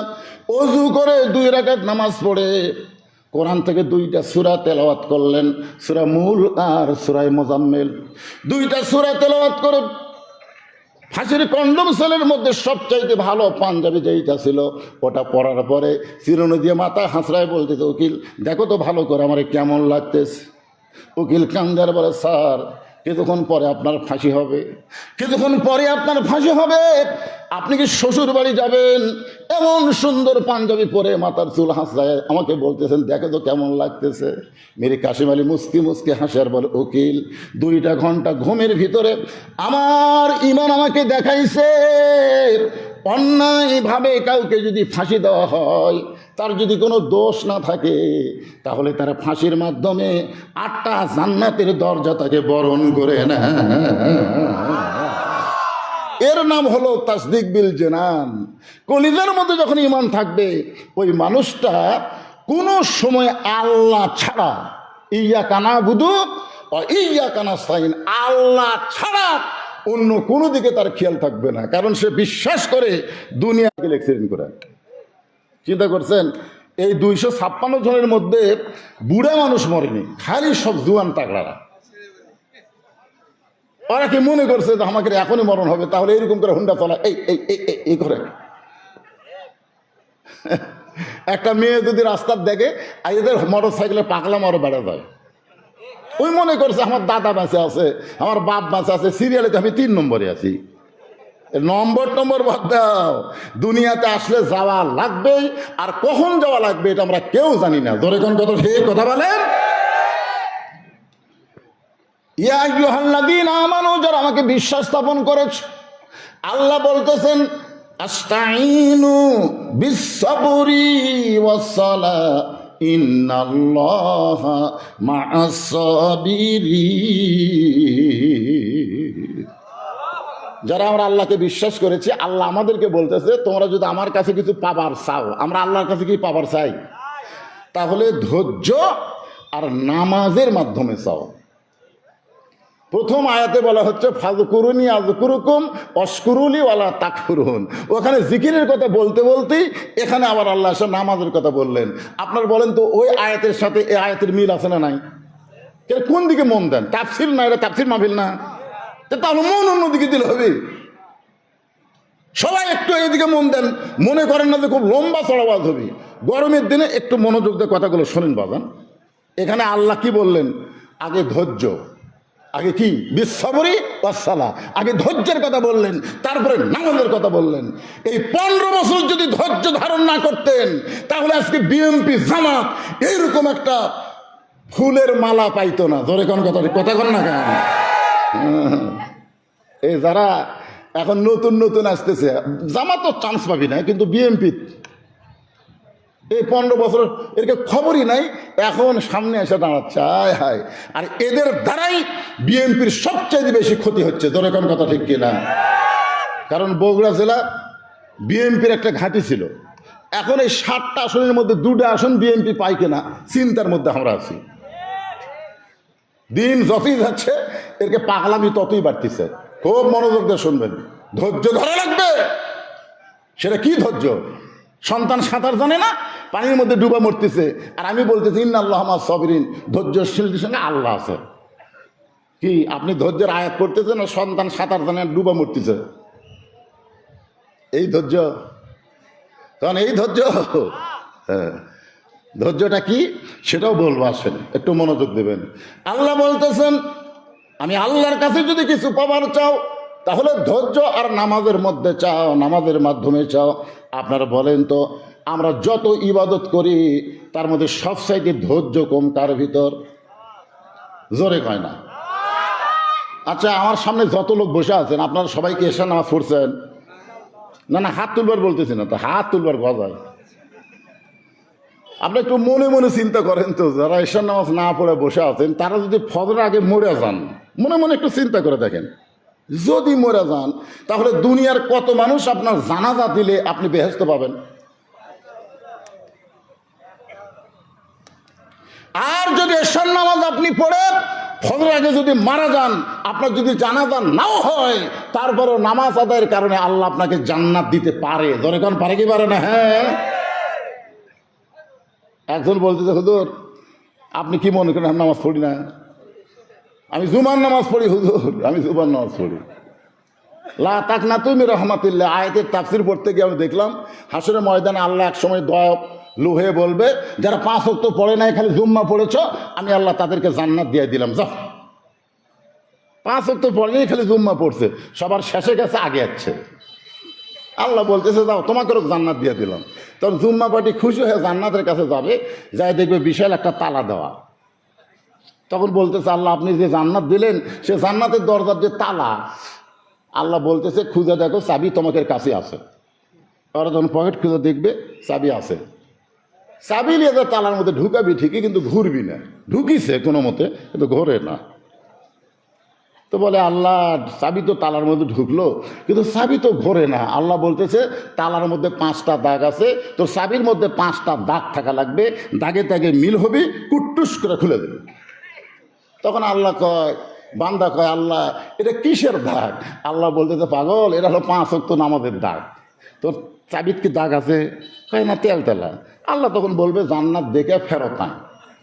যারা শুধু জুম্মা মারতেছেন এরা জান্নাত দেখবার পারবেন, কিন্তু জান্নাতের মধ্যে ঢুকতে পারবেন না। জান্নাতে ঢুকতে গেলে আসসালাতু মিফতাহুল জান্নাহ, 5 ওয়াক্ত নামাজের কথা। জোরে কোন কথা ঠিক কিনা? 5 ওয়াক্ত নামাজ পড়লে কি হয়? আমার ওয়াজের 43 বছর বয়স চলতেছে, আমার ওয়াজ দিয়ে 10টা মানুষ নামাজি হয়েছে কিনা তার কোনো গ্যারান্টি নাই। হয়েছে কিনা তার কিন্তু কোনো গ্যারান্টি নাই। কারণ নবী 13 বছর মক্কায় ছিলেন। নবুয়তের 10ম বৎসরে নবী মেরাজ করলেন। ওই মেরাজের রজনীতে আল্লাহ তাআলা নবীকে 5 ওয়াক্ত নামাজ দিলেন। নবী নামাজ পাওয়ার পরও 3 বছর মক্কায় ছিলেন। একদিন নবী বললেন, আল্লাহ, কোরআনে যত নামাজের কথা বলতেছেন প্রত্যেক জায়গায় আপনি বলেন আকিমুস সালাত, নামাজ পড়ার কথা কোনো জায়গায় বলেন নাই। প্রত্যেক জায়গায় বলেছেন নামাজ কায়েম করো, নামাজ কায়েম করো। কিন্তু আমি নবী নামাজ পাইলাম ঠিকই, কিন্তু নামাজ কায়েমের পরিবেশ তো মক্কা পাওয়া যাচ্ছে না। আমরা গোপনে গোপনে নামাজ পড়ি, প্রকাশ্যে নামাজ আদায় করা যায় না। বেলাল আজান দেবে, সে আজান শুনে মুসল্লিরা মসজিদ আসবে আর জামাতবদ্ধভাবে নামাজ পড়বে, এরকম পরিবেশ তো মক্কাতে নাই। তাহলে আপনি নামাজ কায়েমের কথা বলতেছেন, কিন্তু নামাজ তো কায়েম করা যাচ্ছে না। আল্লাহ বলে, হাবিব, আপনি হলেন মক্কায় ইমাম, আর আবু জেহেল হলো নেতা। আপনার মতন ইমাম আবু জেহেলের মতন নেতা যতদিন থাকবে ততদিন নামাজ কায়েম হবে না। আপনাকে শুধু ইমাম হলে চলবে না, আপনি নবীকে নেতাও হওয়া লাগবে। আপনারা বলেন তো ভাইজান, একটা মসজিদে বিএনপি আছে, জাতীয় পার্টি আছে, আওয়ামী লীগ আছে, জামাত ইসলাম আছে, কিন্তু ইমামের মায়ের অসুখ, ইমাম মা হলে হাসপাতালত গেছে, এখন হুজুর নাই। 4 দলের লোক আছে কিন্তু হুজুর নাই। জোরে কান কি নাই? কথা বল না কেন? হুজুর নাই। এখন আপনারা বলেন তো, এই 4 দলের লোকেরা এখন কোন দলের লোক ইমামতি করবার দিবে? নাম ধরে বলা লাগবে না, একটু বোঝার কথা আমি বলতেছি, একটু চিন্তা করে দেখেন তো। কারণ জানে লাইনও সবাই দাঁড়াতে পারে, কিন্তু সামনে সবাই দাঁড়াতে পারবে না। সামনে যাইতে গেলে তার মধ্যে যোগ্যতা থাকা লাগবে। ধরে কোন কথা ঠিক কিনা? গোটা বাংলাদেশ ওয়াজ করার পরে এতটুকু আল্লাহ আমাকে দেখাচ্ছে যে আগামীতে তোমরা যতই দল করো, তোমরা লাইনও দাঁড়ান থাকা লাগবে, আর সামনে আল্লাহ ওয়ালা কোরআনের দলেরাই যাবে। ধরে কোন কথা ঠিক কিনা? বিশ্বাস করেন বা না করেন, দেখবার পাবেন ইনশাআল্লাহ। আল্লাহ পাক দেখাচ্ছে তো, আমার তো আর কানা না। মানুষ যে হারে আল্লাহর কোরআনের দিকে ঝুঁকতেছে। খালি চাপাই নবগঞ্জ মিজানুর রহমান আজারি গেছিল, ওখানকার হারুনের মাথা ঘুরে গেছে। তোর কোন কথা ঠিক কিনা? ওই বউ পাঠিয়ে আর হারুন 2 জন পাগলা হয়ে গেছে। আয় আয়, লাভ নাই। মানুষ আর আগেকার মতো নাই যে তোমরা যা কবা তাই। কারণ 5ই আগস্টের পরে 2000 ছাত্র জনতা, 30,000-এর মতন আহত নিহত, 2000 মানুষের মতলব মন মগজ পাল্টে গেছে। ধরে কোন কথা ঠিক কিনা? সব কিছু মানুষ দেখতেছে, মানুষের কানা নাকি? একটু মনোযোগ দিয়ে শুনবেন। আল্লাহ বলে, হাবিব শুধু ইমাম হয়ে থাকলে হবে না, আপনাকে নেতা হওয়া লাগবে। কিন্তু মক্কায় যদি সেই পরিবেশ না থাকে, তাহলে দরকার হলে হিজরত করা লাগবে। নবী হিজরত করে যখন মদিনায় আসলেন, মদিনায় আসার পরে সর্বপ্রথম নবী একটা মসজিদ নির্মাণ করলেন। সে মসজিদের নাম হলো মসজিদে কুবা। মসজিদ নির্মাণ করলেন। নির্মাণ করার পরে সেখানে এখন নামাজ কায়েম হবে। আল্লাহ কোরআনে বলেছেন, আল্লাযীনা ইম্মাক্কান্নাহুম ফিল আরদ, মুসলমানের মধ্যে কাউকে যখন ক্ষমতা দেওয়া হবে, তার 1 নম্বর দায়িত্ব হলো আকামুস সালাত, নামাজ কায়েম করা। আর নামাজ যদি কায়েম হয়ে যায়, ইন্না সলাতা তানহানিল ফাহশাই ওয়াল মুনকার। আমাদের প্রত্যেকটা যুবকের হাতে একটা করে মোবাইল আছে না নাই? দরকার আছে না নাই? আসরের নামাজ পড়ে জমির ধান দেখবার গেছে, ধান দেখবার যায় দেখে উপর জমির পানি চলমল করতেছে, নিচে জমি, ওর নিচে জমিতে এক ফোঁটাও পানি নেই। নামাজ কিন্তু আসরে পড়েই গেছে, নামাজ কায়েম করা হয়নি, পড়ে গেছে। যায় দেখে উপর জমির পানি চলমল করতেছে, নিচে জমির পানি নেই। কি করি রে, চারিদিকে তাকাছে, এরকম চারিদিকে তাকাছে, চারিদিকে তাকে দেখে কেউ নেই, কেউ নাই। ওই আস্তে করে বসে বিসমিল্লাহ কয়ে আল কাটছে, বিসমিল্লাহ কয়ে। আর চিন্তা যে বিসমিল্লাহ করলেই হালাল হবে। আজকে বাংলাদেশে কতগুলো নেতা দেখবেন, ওরা ভাষণ কি দিবি সেটা চিন্তা না করে প্রথম বিসমিল্লাহ কয়ে শুরু করে। ধরে কারণ কথা ঠিক কিনা? বিসমিল্লাহ কয়ে শুরু করে। বাংলাদেশের একজন নেতা বলেছে কোরআনের মধ্যে কোনো রাজনীতি নেই, ইসলামের সাথে রাজনীতির কোনো সম্পর্ক নেই। শালা বিসমিল্লাহ কয়ে শুরু করে মদ খাওয়ার মতন কাম করলো। ধরে কথা কর না কেন? আপনার বলেন তো কোরআনে রাজনীতি আছে না নাই? রাজত্ব নামের একটা সূরা আল্লাহ কোরআনে দিছে। বিসমিল্লাহ কয়ে জমির আল কেটে ওই পানি দিয়ে হাত ধোছে, হাত ধুয়ে আবার দাঁড়ায়া চারিদিকে তাকায় বলতেছে আলহামদুলিল্লাহ, কেউ দেখেনি। আপনারা বলেন যুবকের মোবাইল আছে, মোবাইল আছে, এখন রাত যখন 11টা বাজে জানলা দরজা বন্ধ করে তাকায় দেখে বাপ মাও তো ঘুমিয়ে গেছে। এই শুধুকে আমি যদি অশ্লীল ভিডিও দেখি কে দেখবে রে? আর এই যুবকটা যদি সার নামাজ জামাতে পড়ে বাড়ির মধ্যে আসে তখন মোবাইল দেখবে ঠিকই, কিন্তু অশ্লীল যখন কোনো জিনিস চোখে পড়বে নাউযুবিল্লাহ বলে ইস্তেগফার পড়বে, নিজের ইচ্ছায় অশ্লীল দেখবে না। কারণ নামাজ যে আদায় করে, নামাজের মাধ্যমে আল্লাহ তাকে যাবতীয় বেহুদা এবং খারাপি কাজ থেকে হেফাজত করে। জোরে কর কথা ঠিক কিনা? এটা কি আমার কথা না আল্লাহর কথা? তাই বাংলাদেশে কোন দল ক্ষমতা পেলে নামাজের আইন পাশ করবে সেই দলকে আমাদের একটু দেখার দরকার আছে না নাই? যেরকম আছে না নাই? একটু মনোযোগ দিয়ে শুনবেন। আল্লাহ বলতেছেন আস্তাঈনু বিস-সাবরি ওয়াস-সালাত, ধৈর্যের নামাজের মাধ্যমে আমার কাছে চাও। নামাজের মধ্যে ধৈর্যের দরকার আছে না নাই? কিন্তু বর্তমানে আমরা ধৈর্য পাচ্ছি না। ধৈর্যের কথা একটু পরে বলবো, এখন আয়াতটা খেয়াল করেন। ওয়ালা তাকুলু লিমান ইউকতালু ফি সাবিলিল্লাহি। আচ্ছা ঠিক আছে, এটা হলে আপনারাও শান্তি, আমিও শান্তি। ওয়াজ একটা ইচ্ছা মতো করা যায়, মাত্র 2 মিনিট টাইম লাগবে। ছেলেদের কাছে ব্যাগ আছে, রুমাল আছে, এরা আপনাদের কাছে যাবে। 10 টাকা, 20 টাকা, 50 টাকা, 100 টাকা, যে যা পারবেন এই কোরআনের মাহফিলের জন্য আল্লাহকে খুশি করার জন্য দান করবেন। একবার আল্লাহর নবী শোনেন, ওসমান গনিকে কাছে ডাক দেবেন, ওসমান আল্লাহ তোমাকে কত সম্পদ দিছে, তুমি কি তার হিসাব জানো? তো ওসমান গনি বলতেছে ইয়া রাসূলুল্লাহ, একটা হিসাবটা আমি জানি। বলে কি হিসাব? বলে আল্লাহ আমাকে যত সম্পদ দিচ্ছে এই সমস্ত সম্পদ আমি যে গুদামের মধ্যে রাখছি, মনোযোগ দিয়ে শুনবেন, যে গুদামের মধ্যে রাখছি এই গুদামের তালা দিয়া যে চাবিগুলো হয়, এই চাবি টানতে একটা উট হিমশিম খায়। একটা উট কি খায়? হিমশিম খায়। তাহলে চিন্তা করেন গুদাম কত, সে গুদাম আবার মাল দিয়ে ভর্তি, আবার গুদামের তালা কত, সে তালার চাবি টানতে একটা উট হিমশিম খায়। রাসূল বললেন ওসমান এই সম্পদের মালিককে? ওসমান বলতেছে আল্লাহ। রাসূল বলে ওসমান এই সম্পদের মালিককে? ওসমান বলতেছে আল্লাহ। রাসূল বলে ওসমান এই সম্পদের মালিককে? ওসমান বলে ইয়া রাসূলুল্লাহ আমি দুইবার বললাম, আবার বলতেছে আল্লাহ। তা আল্লাহ রাসূল বললেন আল্লাহ যদি তোমার সব সম্পত্তি ফেরত চায় তুমি কি দিবা? আল্লাহ যদি তোমার সম্পদ ফেরত চায় তুমি কি দিবা? ওসমান গনি মারছে দৌড়। এই দৌড় দেখে সাহাবীরা বলতেছে হুজুর দেখেন, যেই বলছে আল্লাহ যদি ফেরত চায় ওসমান গনি জিহারে দৌড় দিল। আল্লাহ নবী বললেন সাহাবীরা শোনো, আমার ওসমানকে তোমরা চিনো না, ওসমান কি কারণে দৌড় দিল একটু পরে তোমরা দেখতে পাবা। কিছুক্ষণ পরে সাহাবীরা তাকায় দেখে যেই উটের উপরে চাবি বহন করে সে উটটার রশি ধরে টেনে টেনে নবীর হাতে এনে বলে ইয়া রাসূলুল্লাহ গুদাম দিয়া দিলাম, গুদামের সমস্ত সম্পদ দিয়া দিলাম, গুদামের তালা দিয়া দিলাম, গুদামের চাবি বহনকারী উটটাও পর্যন্ত আমি আল্লাহকে দিয়া দিলাম। রাসূল বলতেছে ওসমান সবই যদি আল্লাহ দিয়া দিলা তাহলে তোমার জন্য রাখলা কি?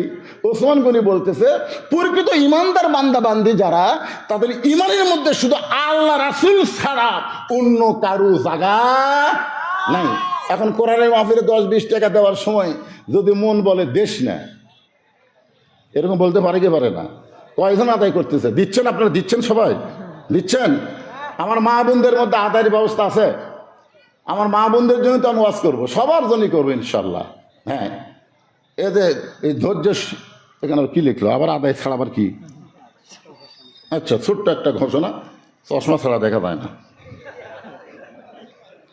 জাহাঙ্গীর মাস্টার পিতা জসিমউদ্দিন না জামিরউদ্দিন হরিপুর, উনি 5,000 টাকা মৃত নানা নানি স্বজনের জন্যে দোয়া চাইছে। আল্লাহ সকলের জন্য দোয়াকে কবুল করেন। মহিলা প্যান্ডেলে বলে দিছি, মহিলা প্যান্ডেলে বলে দিয়েছি, মহিলাদের মধ্যে যান, মহিলারাও দান করবে ইনশাআল্লাহ। এখন যে আয়াতে কারিমা তেলাওয়াত করতেছি খেয়াল করেন বাজান, একটু মনোযোগ দিয়ে খেয়াল করা লাগবে।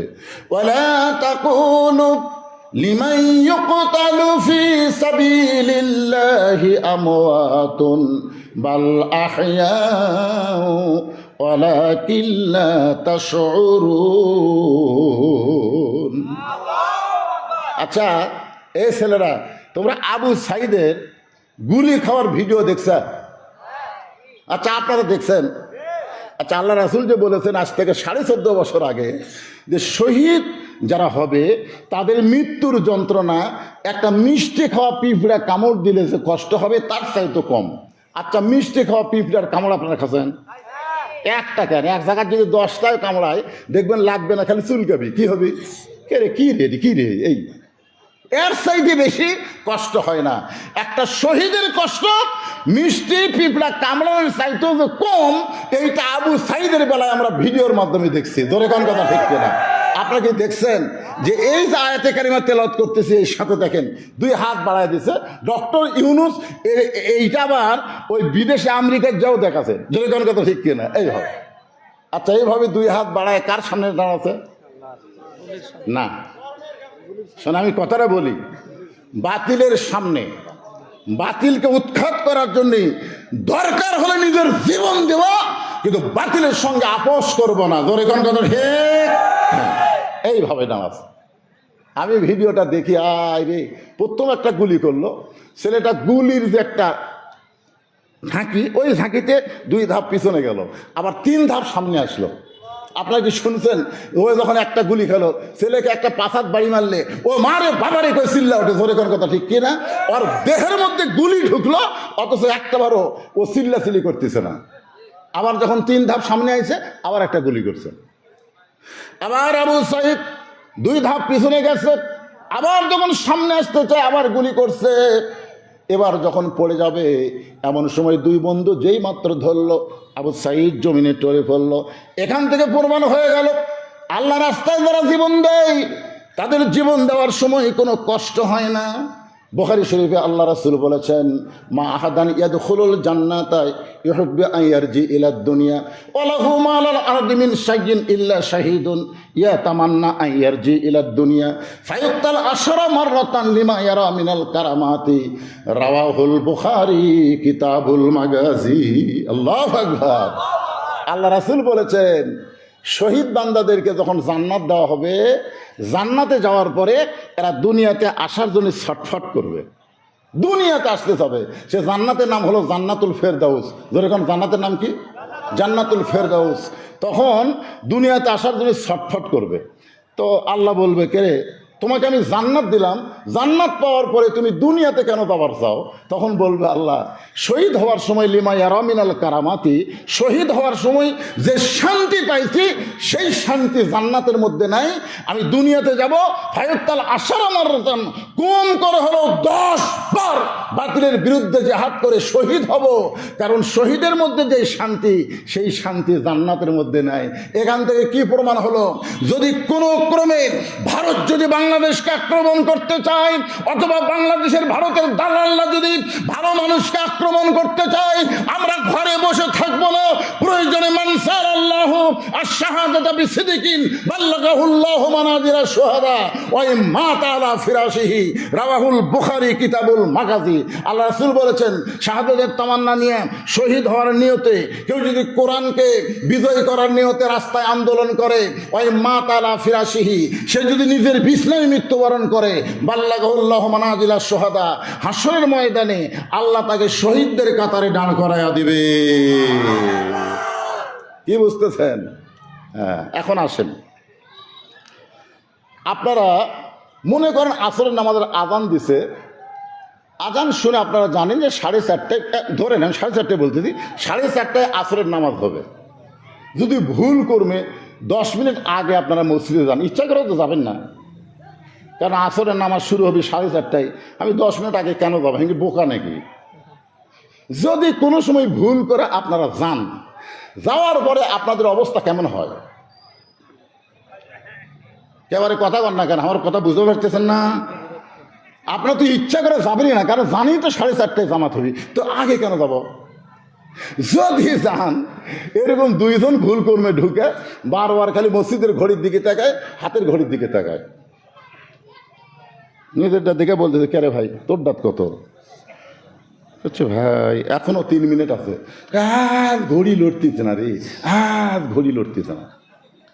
আচ্ছা আপনার বলেন তো, এই 2 লোক আসরের নামাজ পড়েছে চা স্টলে, 1 ঘন্টা চা খায় আর গল্প করে, একটা বড় কি ঘড়ি দেখছে? কেন দেখলো না? মসজিদের মধ্যে গিয়ে বারবার দেখতেছে আর বাহিরে একবারও দেখে না। কারণ কি? আল্লাহ কেন বললেন বিসসাবরি ওয়াস সালাহ? কেন বললেন কদ আফলাহা মান তাযাক্কা ওয়া যাকারা ইসমা রাব্বিহি ফাসাল্লা? কেন বললেন? যারা নামাজ পড়ি তাদেরও জানা দরকার, আর যারা পড়ি না তাদেরও জানা দরকার। জোরে কোন কথা ঠিক কিনা? হ্যাঁ, বৈশাখ মাসে তাফসীর করতেছেন, আল্লাহ আসমান ভালো করে রাখছে ইয়ার কি মারার জন্যে? আপনার অনেকে মনে করতেছেন হুজুর ফাতেমার এত সুন্দর জীবনে কয়, এত সুন্দর কাহিনী ধরে ওয়াজ করে, আজকে আবার কাহিনী কি হলো? কাহিনী কিসের দরকার? যেটা বলতেছি এইটা একটু মনোযোগ দিয়ে শুনবেন। কি রাজি আছেন? হ্যাঁ, নামাজ পড়ে আল্লাহ কয় নামাজের জোরে ফাহেসাকাত যাবে দূরে, পাক কোরআনের আছে ঘোষণা। এখন আকাম কুকাম নামাজ রোজা একসাথে বান্ধিয়া বোঝা, জাহান্নামে দিয়া সরাওয়ানা। আজও কেন আল্লাহর নামাজ ধরতে পারলা না? ওয়াজ শুরু করতেই এক হাদি সাহেব আমাকে বলতেছে কয়েকদিন আগে, হুজুর এই হাসিনা পলানোর পর থেকে আপনারা তো ওয়াজ ভুলে গেছেন। আমি বললাম কেন? খালি রাজনীতি, খালি রাজনীতি। হাসিনা যতদিন আসলো আপনারা ভালো আছেন হুজুর, এখন ওয়াজ আর ভুলে গেছেন।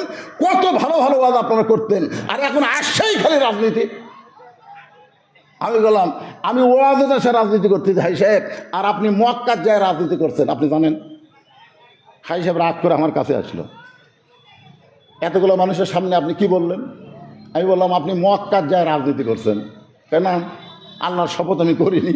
আল্লাহর শপথ পরে কাটেন। আপনি কি বলছেন? লব্বাইক আল্লাহুম্মা লব্বাইক, লব্বাইক লা শারিকা লাকা লব্বাইক, ইন্নাল হামদা ওয়ান নি'মাতা লাকা ওয়াল মুলক লা শারিকা লাক। আপনি কি বলছেন?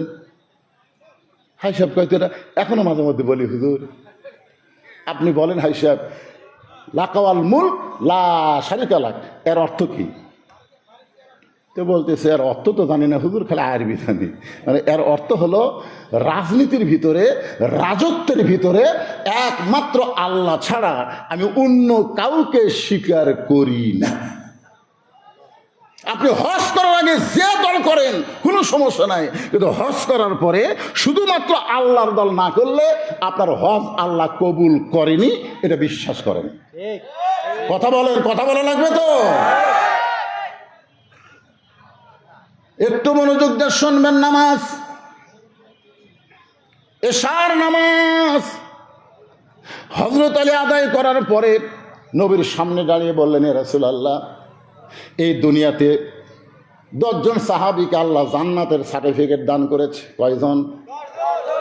ওগো আল্লাহর নবী, এই 10 জনের মধ্যে কি আলীর নাম আছে? রাসূল বলেন, আলী তুমি কি শোনো নাই? তাহলে আবার নতুন করে শোনো। 1 নম্বর আবু বকর, 2 নম্বর ওমর, 3 নম্বর ওসমান, 4 নম্বর আলী, 5 নম্বর আব্দুর রহমান ইবনে আওফ, 6 নম্বর জুবাইর, 7 নম্বর তালহা, 8 নম্বর সাদ ইবনে আবু ওয়াক্কাস, 9 নম্বর আবু সাঈদ, আর 10 নম্বর হলো ওবাদা ইবনুল জাররাহ। এই 10 জনই হলো আশারে মুবাশশারা। আলী বলতে তো হুজুর তাহলে আমার নাম কয় নম্বরে? রাসূল বলে, আলী তোমার চাইতে জ্ঞানী কে আছে? তারপরেও যখন বারবার শুনতে চাও তোমার নাম হলো 4 নম্বরে। আলী বলতেছে, ইয়া রাসূলুল্লাহ, এই মুহূর্ত থেকে আমি যদি আর কোনো নামাজ না পড়ি তারপরেও কি আল্লাহ আমাকে জান্নাত দেবে? আমার সার্টিফিকেট কি বহাল থাকবে, না সার্টিফিকেট বাতিল হয়ে যাবে? হুজুর এই মুহূর্ত থেকে যদি আমি আর নামাজ না পড়ি তাহলে কি আমার এই 4 নম্বর সার্টিফিকেট কি বহাল থাকবে না বাতিল হবে? রাসূল বললেন, আলী তুমি নামাজ বাদ দিবার পারো, কিন্তু আল্লাহ তোমাকে জান্নাত থেকে বাদ দিবে না। আলী বলতে, হুজুর একদিনে কি সব ছাড়া যায়? একদিনে সব ছাড়া যাবে না। আজ থেকে আমি আর ফজরের নামাজ পড়বো না, কারণ 5 ওয়াক্ত নামাজের মধ্যে ফজর নামাজ পড়তে আমার একটু কষ্ট হয়। আপনাদের কষ্ট হয় নাকি ফজর পড়তে? ফজর কিন্তু বাড়িতে পড়লে চলবে না, 2 ওয়াক্ত নামাজ বাড়ি পড়াই যাবে না। জামাতের সাথে না পড়লে তার মধ্যে মুনাফিকি থাকবে। জোরে কোন কথা ঠিক কিনা? একটা হলো ফজর আর একটা কি এশা। হ্যাঁ, তাহলে আপনারা জানেন। আলী বলতে, হুজুর তাহলে আজ থেকে আর আমি ফজর পড়বো না। রাসূল বলেন, ঠিক আছে, ফজর যদি নাও পড়ো এরপর আল্লাহ তোমাকে জান্নাত দেবে, যাও। হযরত আলী যখন মসজিদ থেকে বাড়ির দিকে যাচ্ছেন, এমন সময় আবু বকর নবীর সামনে গিয়ে বলে, ইয়া রাসূলুল্লাহ এত বড় বেয়াদবি আলী করলো, এর কান সারাতকে একটা চর দিবার পারলেন না? হুজুর আপনার সামনে কেমন করে বললো আজ থেকে আর ফজর পড়বো না, এই কথাটা কেন বললো? আপনি কিছুই বললেন না। নবী বলে, আবু বকর তোমার কানটা আমার মুখের কাছে দাও। আবু বকর যখন কানটা মুখের কাছে দিচ্ছে, নবী ফিস করে বলতেছে, আবু বকর নামাজ যদি জান্নাতের জন্য হয় তাহলে আলী নামাজ ছাড়া দিবে, আর নামাজ যদি আল্লাহর জন্য হয় তাহলে শোনো, আলী গোটা দুনিয়া ছাড়বে কিন্তু 1 ওয়াক্ত নামাজ ছাড়তে পারবে না। বিশ্ববরী ও সলা, একটু মনোযোগ দিয়ে শোনেন। নামাজ কার? না জান্নাতের? ইন্না সলাতি ওয়া নুসুকি ওয়া মাহইয়ায়া ওয়া মামাতি লিল্লাহি রাব্বিল আলামিন। বাড়িতে সে প্রতিদিন হযরত আলী ঈশার নামাজ পড়ে বাড়িতে সে দরজার সালাম দেয়, আসসালামু আলাইকুম ইয়া আহলাল বাইত। কিন্তু সেই দিন দরজাতে সে ডাকতেছে, হাসান হোসেন মা, ও হাসান হোসেনের মা দরজা খুলে দাও। ফাতেমা চুম করছে, কে রে? আমার স্বামী সালাম ছাড়া কোনো কথা কয় না, আর আজকে সালাম বাদ দিয়ে আমার নাম ধরে ডাকতেছে। দৌড়ে গিয়ে দরজা খুলে বলতেছে, আসসালামু আলাইকুম। আলী বলতেছে, আমার মনে নাই রে। শোন, আল্লাহ প্রতিদিন সালাম দেয়, কিন্তু আজকে ফাতেমা দরজা খুলে যখন বলতেছে আসসালামু আলাইকুম, আলী বলতেছে আমার মনে নাই। ফাতেমা বলতেছে, আপনি মনে হয় কিবা বাদ দেবার চাচ্ছেন, সেই জন্য আল্লাহ এটা কাড়ে নিচ্ছে। যারা সুন্নত বাদ দেয়, খালি করলে ফরজ পড়বো, আস্তে আস্তে দেখবেন ফরজও হেরে যায়। ধরে করার কথা ঠিক কিনা? আর যারা নফল সুন্নত সব কিছু তাজিবের সঙ্গে আদায় করে, ধৈর্য নিয়ে নামাজ পড়ে, দেখবেন তার কাছ থেকে কিছু হারে না, বরং আস্তে আস্তে 5 ওয়াক্ত ছাড়াও সে তাহাজ্জুদের মহব্বত শুরু করে। ধরে কথা কর না কেন? আর খালি এই সুন্নত না পড়লে হবে না হুজুর, সুন্নত না পড়লে হবে না। আরে পাগলা, 12 রাকাত সুন্নত পড়াই লাগবে। 12 রাকাত সুন্নত কয় রাকাত? হিসাব করেন, জোহরের 6 রাকাত, আগে 4 পরে 2, কত হলো? 6। মাগরিবের পরে 2, কত হলো? 8। এশার পরে 2, কত হলো? ফজরের আগে 2, কত হলো? এই 12 রাকাত সুন্নত পড়াই লাগবে। এইগুলা অনেক ছেলেরা পড়বার চায় না। যতদিন নামাজ কায়েম না হবে ততদিন সুন্নত পড়ে লাভ কি? আরে পাগলা, কায়েম হওয়ার আগে যদি তোমার মৃত্যু হয়ে যায়, পড়ার দরকার আছে না নাই? এই ছেলেরা কি মনে করতে চায়? বিশ্ববরী ওয়াসালা, একটু ভালো করে শুনবা। ফাতেমা বলতেছে, আপনি মনে হয় কিছু বাদ দিবার চাইলেন। আলী বলতেছে, ফাতেমা আজকে ফজরে আজান দিলে খবরদার আমাকে যেন ঘুম থেকে ডাক দিও না। তোমার বাবার কাছে স্বীকার করেছি, আজ থেকে ফজর পড়বো না, ফজর না পড়লেও আল্লাহ আমাকে জান্নাত দিবে। ফাতেমা মুচকি মুচকি হাসতেছে। হযরত আলীর এই কথা শুনে ফাতেমা মুচকি মুচকি হাসতেছে। হাসার কারণ হলো, দুনিয়ার সবচাইতে স্বামীকে যিনি বেশি চেনে তিনি হলেন তার বিবি। স্বামীকে যিনি সবচাইতে বেশি জানে চেনে, সেটা কে? বউ। 43 বছর বাস করি, বিশ্বাস করেন আজ পর্যন্ত আমার বউ কোনোদিন আমাকে হুজুর কয়নি। আমি বইয়ের মুখে হুজুর শোনার জন্য কথা 500 টাকা লোট বাইর করে হাতে দিয়ে বললাম, খালি একবার হুজুর কও, একবার হুজুর কত দেখি। বইয়ের মুখে হুজুর শুনতে কেমন লাগে? আর বউ মুচকে মুচকে হাসে। হাসো কেন? বলে জনগণ আপনাকে চিনে না, এই জন্য হুজুর কয়। কিন্তু আমি তো আপনাকে চিনি, আপনি মালটা কি? হুজুর হয় এত সহজ নয়। অথচ সর্বপ্রথম যিনি নবীর হাতে কলমা পড়েছেন তিনি হলেন নবীর বিবি খাদিজা। ধরে কোন কথা ঠিক কেন? সর্বপ্রথম। এখানে হুজুর মাপকাঠি না, মাপকাঠি হচ্ছে আল্লাহর নবী। ধরে কোন কথা ঠিক? কথা বলেন ভাইজান, কথা বলা লাগবে তো। ইটা ধরছে উটা ধরছে, 7 তরিকা 20 তরিকা কি? নবীর তরিকা তোমার পছন্দ হয় না? আল্লাহ কোরআনে বলেছেন, আতিউল্লাহ ওয়া আতিউর রাসূল ওয়া আতিউ উলিল আমরি মিনকুম আল্লাহ বলতে পারতেন, কিন্তু উলিল আমরি মিনকুমের ব্যাপারে আতিউ শব্দটা আল্লাহ বাদ দিলেন। কেন বাদ দিলেন? বাংলার মুসলমান এটা অনেকে জানে না। আপনি ইমামকে ধরেছেন বলে ইমাম ইচ্ছা মতো নামাজ পড়াতে পারবে না। ইমামকে ধরেছি ততক্ষণ নবীর তরিকা মোতাবেক নামাজ পড়াবা যতক্ষণ। ধরে কোন কথা ঠিক কিনা? আমি পীর ধরবো ততক্ষণ, পীর নবীর তরিকার উঠবে থাকবে যতক্ষণ। নবীর তরিকা বাদ দিয়ে তুমি সিস্টেম বার করলে কোথ থেকে? নবীর তরিকা বাদ দিয়ে তুমি কাদরিয়া বার করলে কোথ থেকে?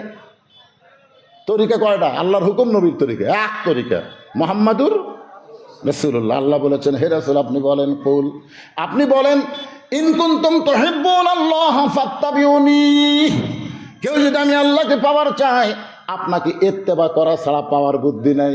কিছু কিছু মুফাসসির ব্যাখ্যা করেছে যে আল্লাহকে মহব্বত করবে, নবীকে মহব্বত করবে, আল্লাহ তাকে মহব্বত করবে।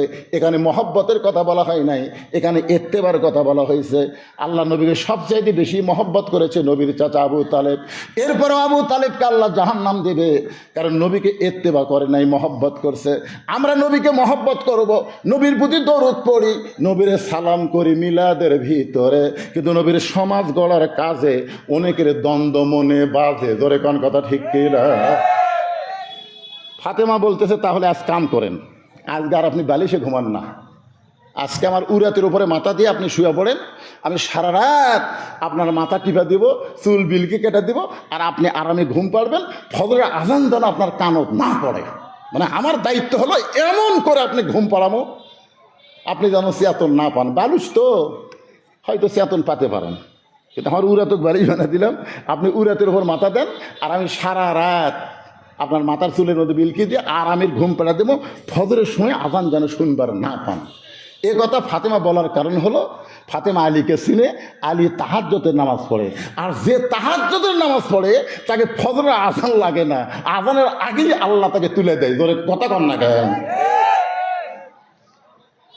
ফাতেমার উরাকে বালিশ বানায় হযরত আলী ঘুমায় গেছে। তাহাজ্জুদের সময় অমিনাল লাইলি ফাতাহাজ্জাত বিহি নাফিলাতাল লাক, রাসূল বলেছেন 5 ওয়াক্ত নামাজ হলো ইবাদত, আর তাহাজ্জুদের নামাজ হলো মহব্বত। সাহাবারা বলেন, হুজুর ইবাদত আর মহব্বত এই দুইটার মধ্যে তফাৎ কি? রাসূল বলেন, ইবাদতের বিনিময়ে মানুষ জান্নাত চায়, আর মহব্বতের বিনিময়ে মানুষ জান্নাতের মালিক আল্লাহ চায়। আপনার বলেন তো, আপনার কি চান? আল্লাহ চান না জান্নাত চান? আল্লাহর দরকার আছে? জান্নাত পাইলে আর আল্লাহর দরকার আছে? হ্যাঁ হ্যাঁ। এক বান্দা আছে নামাজের সেজদায়, আল্লাহ ডাক দেয়, বলে তুই যতই নামাজ পড়ার সেজদা কর, তাহাজ্জুদের যতই নামাজ পড়ার সেজদা কর, ঠিকানা হলো জাহান্নাম। যেই বলছে জাহান্নাম, সঙ্গে সঙ্গে মাথা তুলে বলতেছে আলহামদুলিল্লাহ। আল্লাহ বলে, এই পাগলা, তোকে আমি জাহান্নামের খবর দিলাম, তুই আলহামদুলিল্লাহ বললি কেমনে? পাগলা বলতেছে, আল্লাহ এতদিন মনে করতাম আমার জায়গা নেই, কিন্তু আজকে আমার বিশ্বাস হয়ে গেল আমার একটা জায়গা আছে, তুমি আমাকে জাহান্নাম দিবে। আল্লাহ বলে, জাহান্নাম মানে? আল্লাহ আমি তো জানি তুমি জান্নাত বানাইছো, তুমি জাহান্নাম বানাছো, আর তোমার বানানো জাহান্নামে আমার মতন পাগলের যে জায়গা হবে, এতে আলহামদুলিল্লাহ। আল্লাহ বলে, পাগল জাহান্নামে গেলে তুই পুড়ে যাবি, তোর কষ্ট হবে।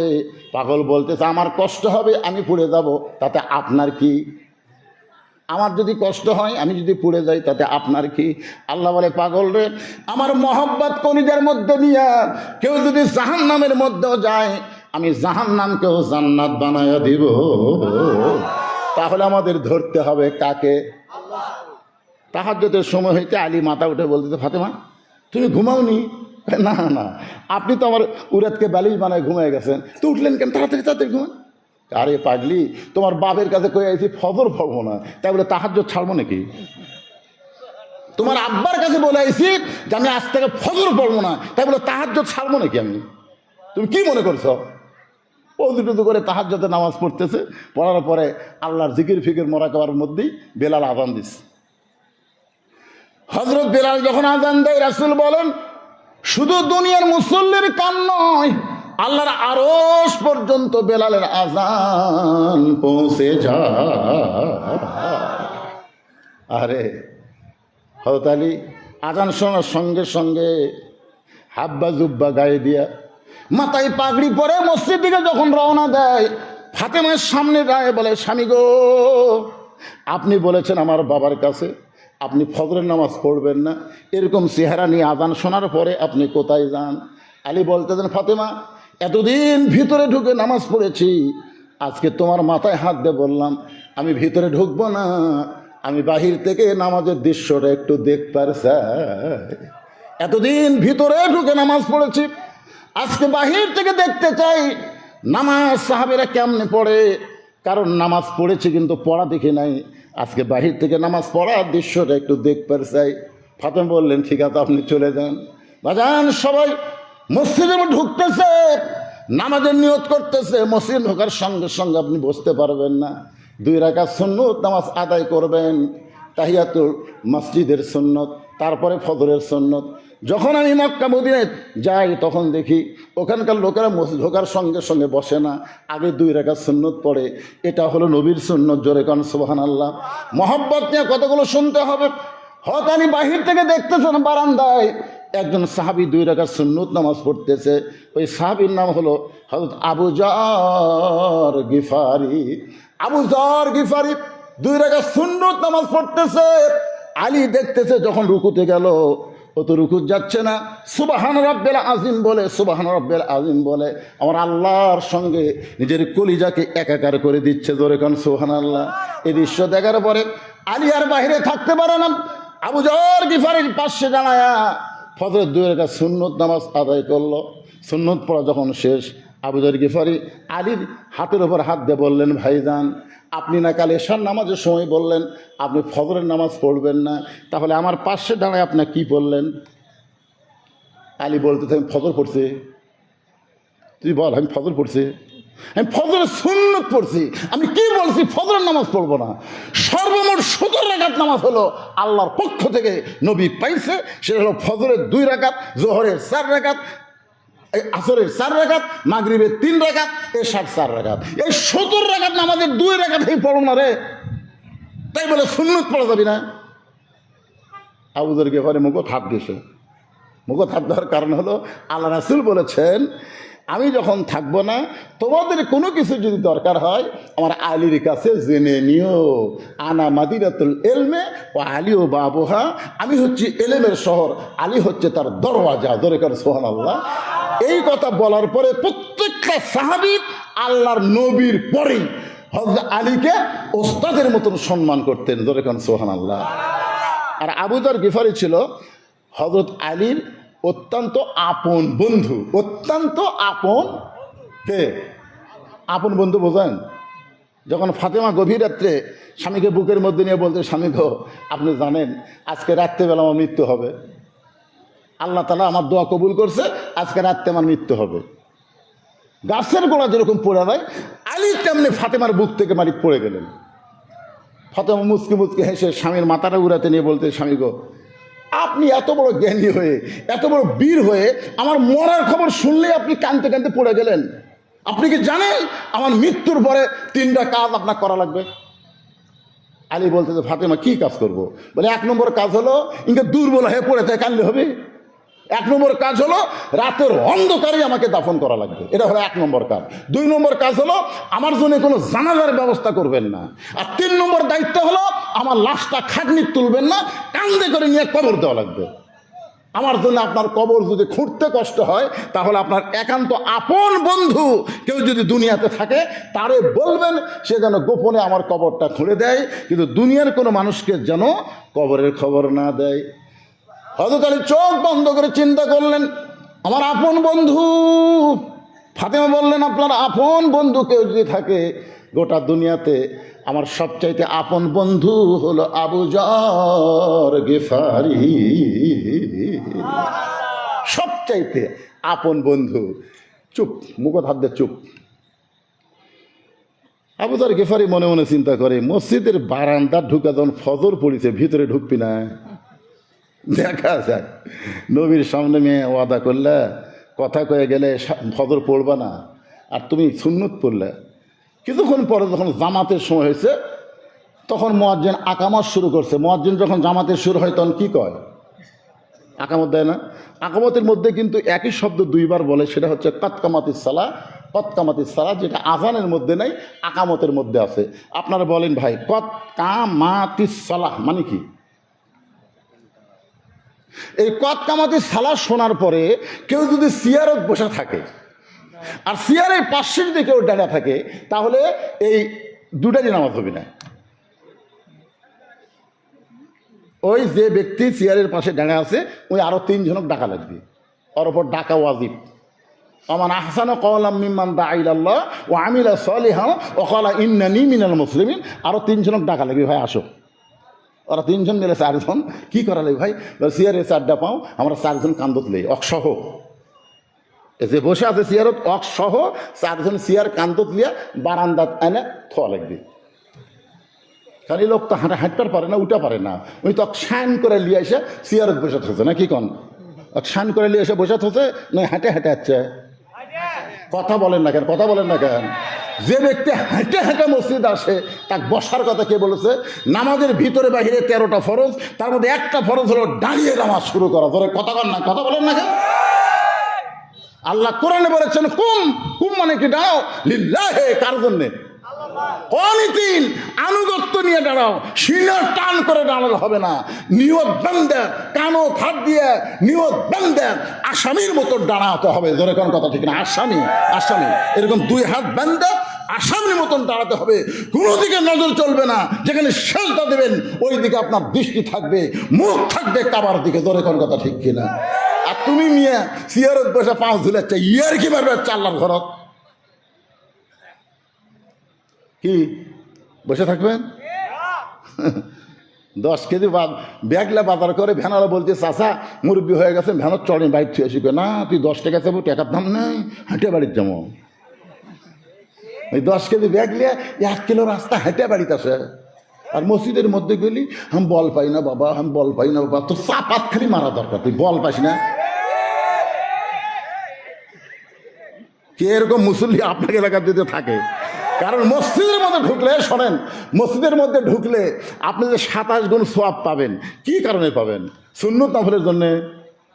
কথা বলেন না কেন? সুন্নত নফলের জন্য আপনি 27 গুণ দিবি। জামাতে নামাজ পড়লে 27 গুণ। আর জামাতে নামাজ পড়লে শুধু মানুষ দাঁড়ালেই হবে না, কাতার সোজা করে দাঁড়াতে হবে। জোরে কর কথা ঠিক না? গ্রামের লোক কাতার সোজা করে পারবে না বলে একটা কাতারের দাগ আছে না নাই? মসজিদে দেখবেন একটা কাতারের দাগ করে দিচ্ছে। আগে তো দাগ ছিল কাটা, এখন দাগ আর টাইলস দিয়ে দাগ করে দিছে। এই টাইলসে কীভাবে দাঁড়াবেন? আগালি মিল করে দাঁড়ালে হবে না, গোড়ালি মিল করা লাগবে। কারো পাও আধ হাত, কারো পাও 3 পা হাত, কারো পাও আবার একের ছোটো। ছোটো পায়ের আগার সাথে যদি মিল করেন, তাহলে আগালি মিল করলে হেঁটা উঁচু হয়ে যাবে। এই জন্য গোড়ালি মিল করে, প্রত্যেকটা মুসল্লি গোড়ার সাথে গোড়ালি মিল করে কাতার সোজা করা লাগবে। তো যে ব্যক্তি চেয়ারত বসে নামাজ পড়তেছে, ওর পায়ের গোড়া কুটি। আপনারা বলেন তো, সামনে কাতারে ফাঁকা থুয়া পিছনে কাতারে দাঁড়ালে হবে? তাহলে যেই লোকটা চেয়ারত বসে আছে, ওর সাথে আপনার কাতার যখন সোজা হচ্ছে না, তাহলে ওই জায়গা ফাঁকা। তাহলে যত কাতার পিছনে আছে সমস্ত কাতার মাকরু হয়ে গেল। আর সব কাতার মাকরু করবেন ওই এক চেয়ারের জন্য। দরকার হলে চেয়ারের বিরুদ্ধে আন্দোলন শুরু করা লাগবে। ধরে কথা ঠিক না? আজ থেকে 10 বছর আগে, 20 বছর আগে বাংলাদেশের কোনো মসজিদে চেয়ার ছিল না। এটা কুটিতে ফেলো, তো আমরা সৌদি আরব থেকে পাইছি। হুজুর সৌদি আরব দলি আজকে ফিলিস্তিন মুসলমানকে যারা ইসরায়েল মারতেছে, সৌদি আরব খালি একটা হুঙ্কার মারলে ইসরায়েলের পেশাব বার হয়ে যাবে। জোরে করতো কথা কম না কেন? সৌদি আরব দেখে আমরা সিয়ারত বলছি। সৌদি আরব তোমার দলিল? আল্লাহর কোরআন কি কয়, নবীর হাদিস কি কয়, সেটা তোমাকে দেখা লাগবে। আল্লাহর কোরআন বলতেছে, লা ইকাল্লিফুল্লাহু নাফসান ইল্লা উসাহা। তোমার কষ্ট হবে এমন কিছু আমি আল্লাহ তোমাকে চাপাই দেয় নেই। তুমি যদি দাঁড়াবার না পারো, বসা নামাজ পড়ো। বসা যদি না পারো, শুয়ে থাকা নামাজ পড়ো। শুয়ে থাকা যদি না পারো, ইশারার দ্বারা নামাজ পড়ো। নামাজ পড়ো, কিন্তু যতদিন দাঁড়াবার পারবা ততদিন তুমি জামাতে পড়ো। যখন আর দাঁড়ানোর মতন তোমার বয়স থাকবে না, তোমাকে আর বসে থাকা মসজিদে যাওয়া লাগবে না, তুমি বাড়িতে পড়ো। কারণ সারা জীবন সরকারি চাকরি করা লাগে না পাগলা। 60 বছর পর্যন্ত সরকারি চাকরি করো, তারপরে সরকার তোমার দায়িত্ব নিবি, মরা পর্যন্ত পেনশনের বেতন দিয়ে দিবি। জোরে কোন কথা ঠিক কিনা? তো সরকার যদি মরা পর্যন্ত পেনশন দিবার পারে, আল্লাহ পারবি না? জোরে কোন আল্লাহ পারবে না? কিন্তু যৌবন বয়সে নামাজই ধরেনি। যখন সরকারি চাকরির বয়স কতগুলো লোক আছে দেখবেন সারা জীবন ঘুষের চাকরি করছে, ওরা যেই চাকরি রিটায়ার করছে উনি এখন আমাদের যে বলতেছে আল্লাহ আর আমি জীবনে ঘুষ খাবো না, আল্লাহ আল্লাহ আমি তওবা করতেছি, আল্লাহ আমি আর জীবনে ঘুষ খাবো না।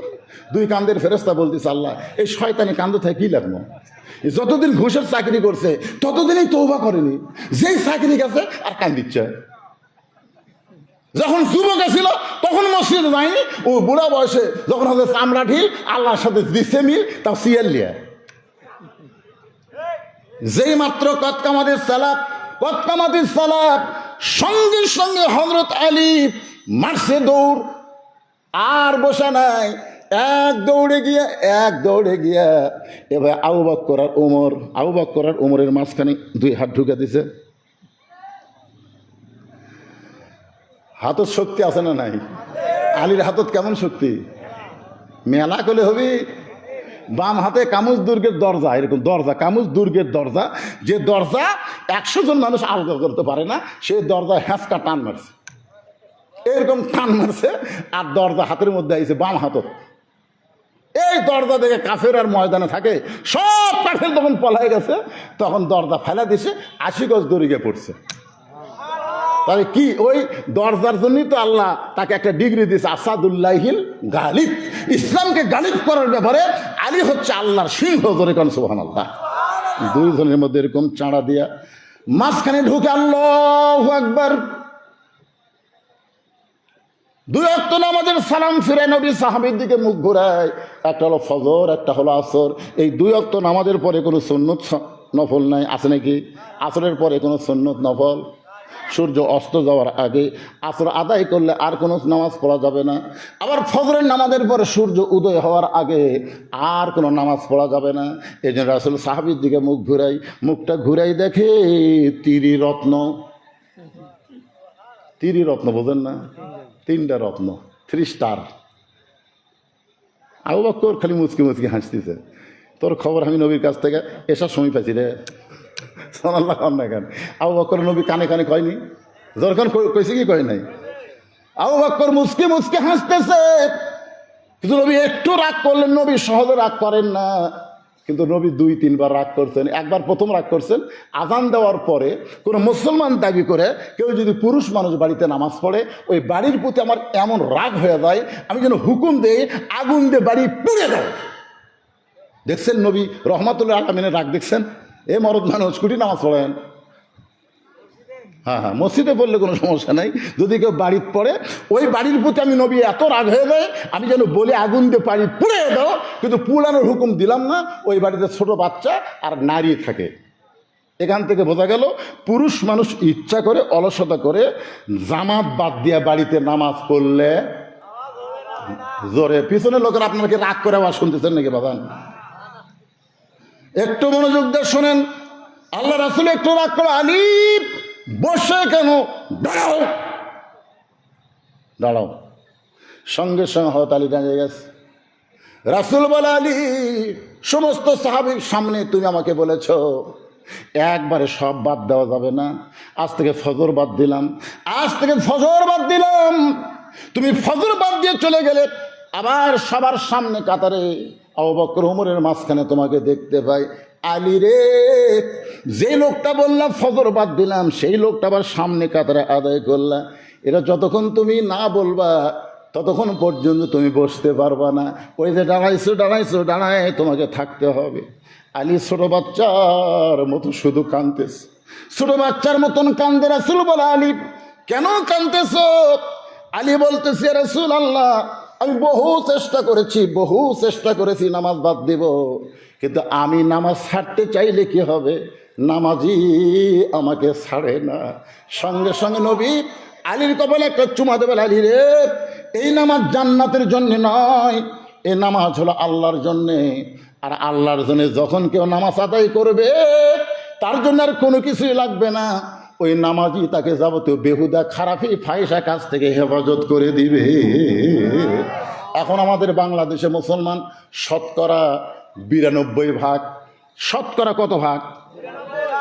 নামাজি কত ভাগ? এখন আমার কয় হুজুর, আপনাকে যদি বেনামাজি ভোট না দেয় কারণ আপনারা গেলেই তো নামাজের বিল পাস করবেন। আর বেপর্দা মেয়েরা যদি আপনাকে ভোট না দেয় তাহলে আপনারা ভোট পাবেন। আমি চিন্তার মধ্যে পড়ে গেলাম, কারণ হিসাব করে দিকে আমাকে এলাকার বেনামাজি বেশি আর বেপর্দা বেশি। প্রত্যেকটা মেয়েদের কানে কানে বলতেছে ওই দলকদান ভোট দিস না। ওরা ভোট পায় কিন্তু পর্দার আইন ফরজ, পর্দা মানা ফরজ, ফরজ আইন চালু করে দিবি, তখন কিন্তু বাড়ির থেকে আর বাড়াতে পারবো না, এর বস্তার মধ্যে বন্দি থাকবো, খবরদার ওই মার্কার যান মারিস না। আমি সেই মায়েদের জন্য বলতেছি, মা শোনেন শোনেন, যারা পর্দার অঞ্চলে বসে আছেন, আদম আলাইহিস সালামকে আল্লাহ জান্নাত থেকে বের করে দিচ্ছেন। আদম বলতেছে, আল্লাহ আমি জানি আমার কোনো দোষ নাই, আমি জানি। আল্লাহ বলে, আমিও জানি। তুই কি জানিস আদম একটু বল। আদম বলতেছে, আল্লাহ আমি জানি আমি গন্ধমের কাছে যাইনি, গন্ধম ফল আমি খাইনি, গন্ধম ফল যে শরবত করা হাওয়া আমারে খাওয়াইছে এটা আমি জানবারও পারিনি। যখন জানছি ওই শরবতের মধ্যে গন্ধম আছে, তখন আমি ডান হাত মুখের মধ্যে ঢুকাই দিয়ে আমি রক্ত বমি করছি। এখন বলো আল্লাহ আমার দোষ কোথায়?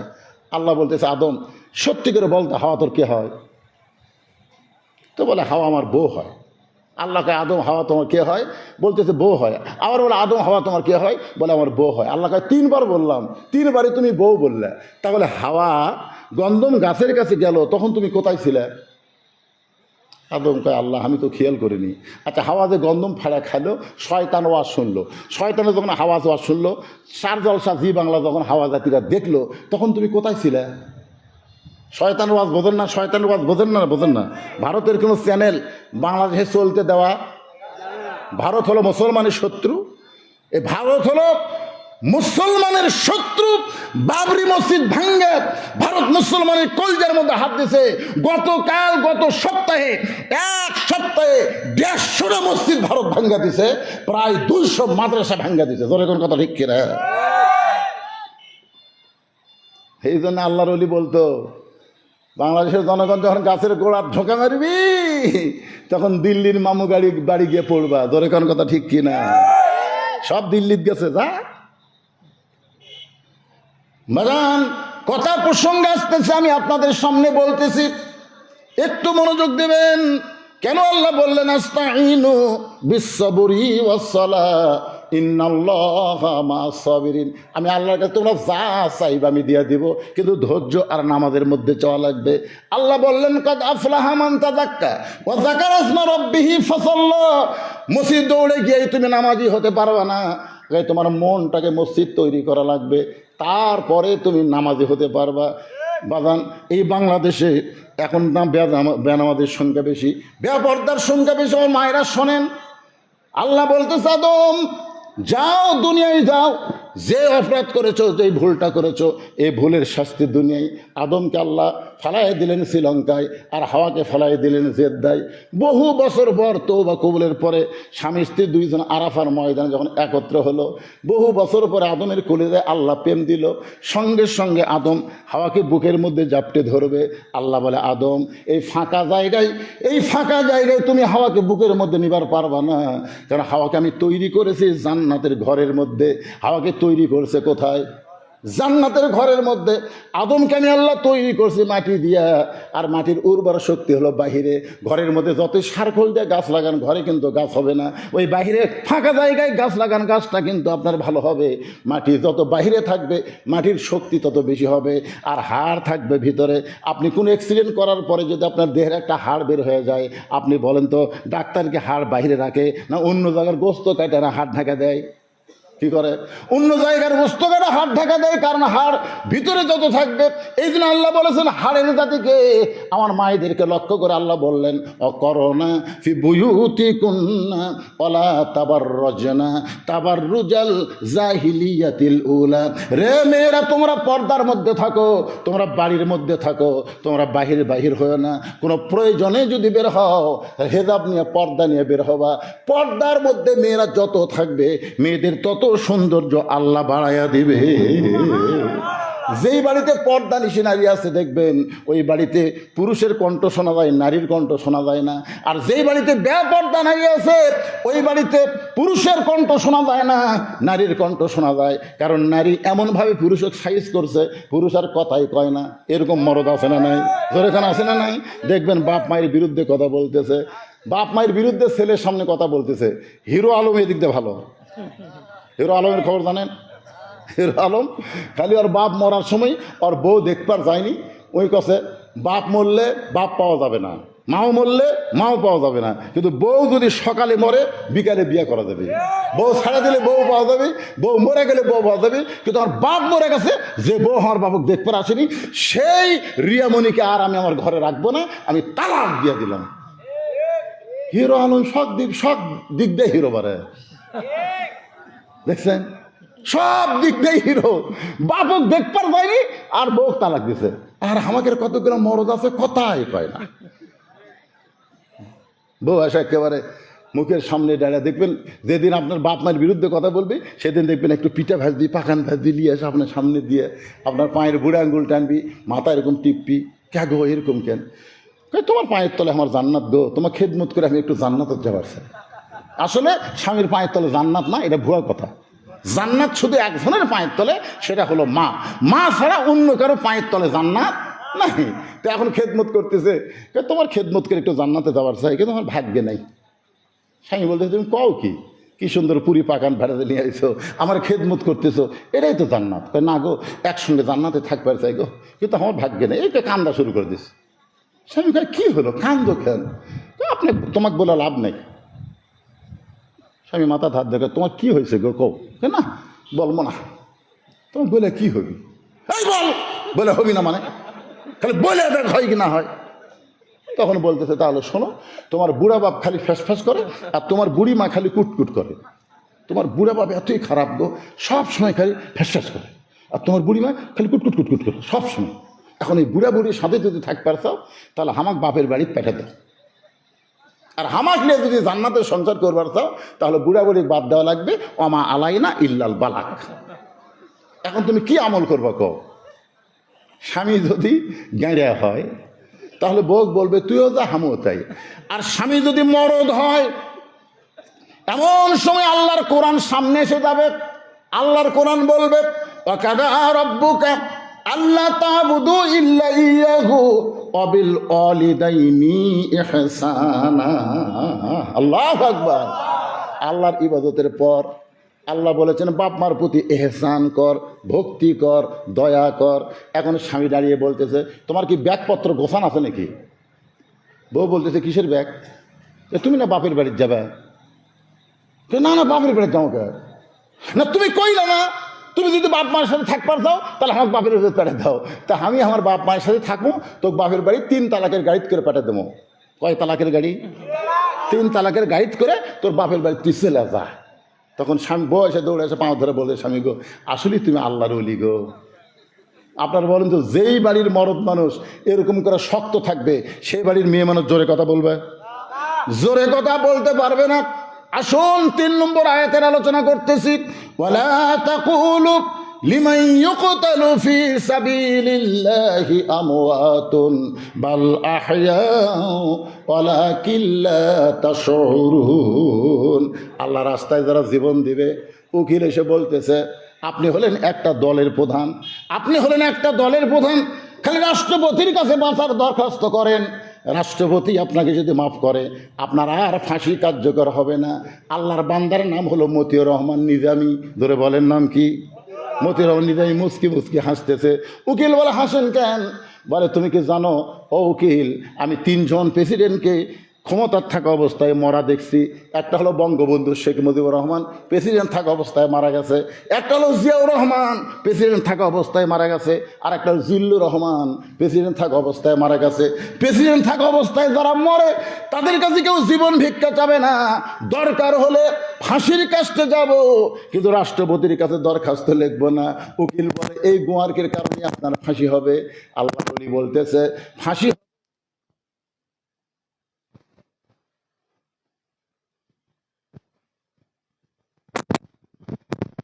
অন্যায়ভাবে যাদেরকে হত্যা করা হয় তাদেরকে তোমরা মৃত্যু বলো না, আমি আল্লাহ বলতেছি তারা জীবিত।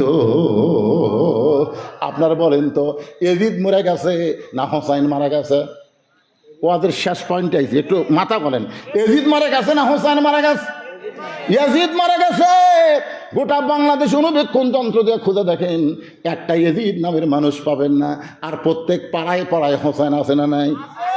আমার সম্পর্কে, গ্রাম সম্পর্কে ভাই ছেলে হওয়ার পরে বলে, হুজুর ভাইজান আমার একটা ছেলে হয়েছে, একটা ভালো নাম রাখেন। আমি বললাম বর্তমানে একটা ভালো নাম আমার মুখের সামনে ঘুর ঘুর করে, বলে নামটা কি? আমি বললাম আবু সাইদ। শোনার সঙ্গে সঙ্গে আমার হাতে 500 টাকা দিয়ে বলে, ভাইজান আবু সাইদের কথা আমার মনে নেই, তুমি যখন মনে করে দিলে আমার ছেলের নাম রাখলাম আবু সাইদ। ছেলেটার নাম রাখছে আবু সাইদ।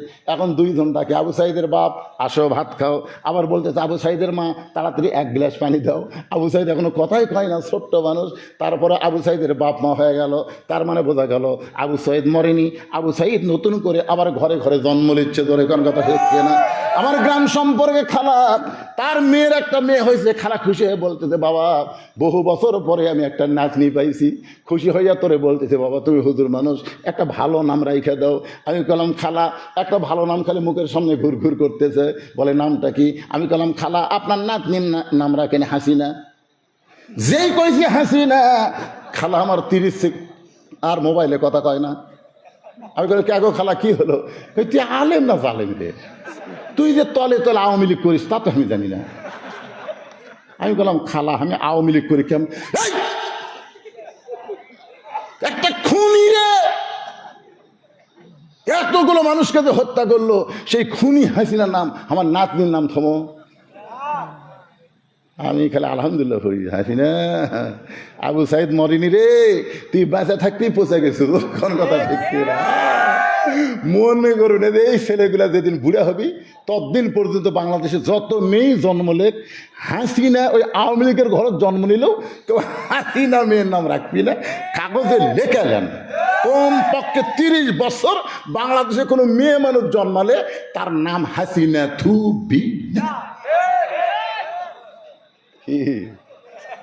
আল্লাহর কোরআনের আয়াত, আল্লাহ রাস্তায় যাদেরকে হত্যা করা হয় তাদেরকে তোমরা মৃত্যু বলো না, তারা জীবিত, তারা অমর। আল্লামা সাইদি মরে নাই, তোমরা তাকে হত্যা করেছো। গোটা বাংলাদেশে দেলোয়ার হোসেন নাম শুনলেই মানুষের ভিতরে একটা আলাদা মহব্বত পয়দা। কথা কন না কেন ভাই, কথা কন না? আল্লামা সাইদি তুমি মরনি, শহীদ হয়েছো আমরা এটাই জানি। সবাই ইস্তেগফার পড়েন, আস্তাগফিরুল্লাহ রাব্বি মিন কুল্লি জামবি ওয়া আতুবু ইলাইহি লা হাওলা ওয়ালা কুওয়াতা ইল্লা বিল্লাহিল আলিয়্যিল আযীম।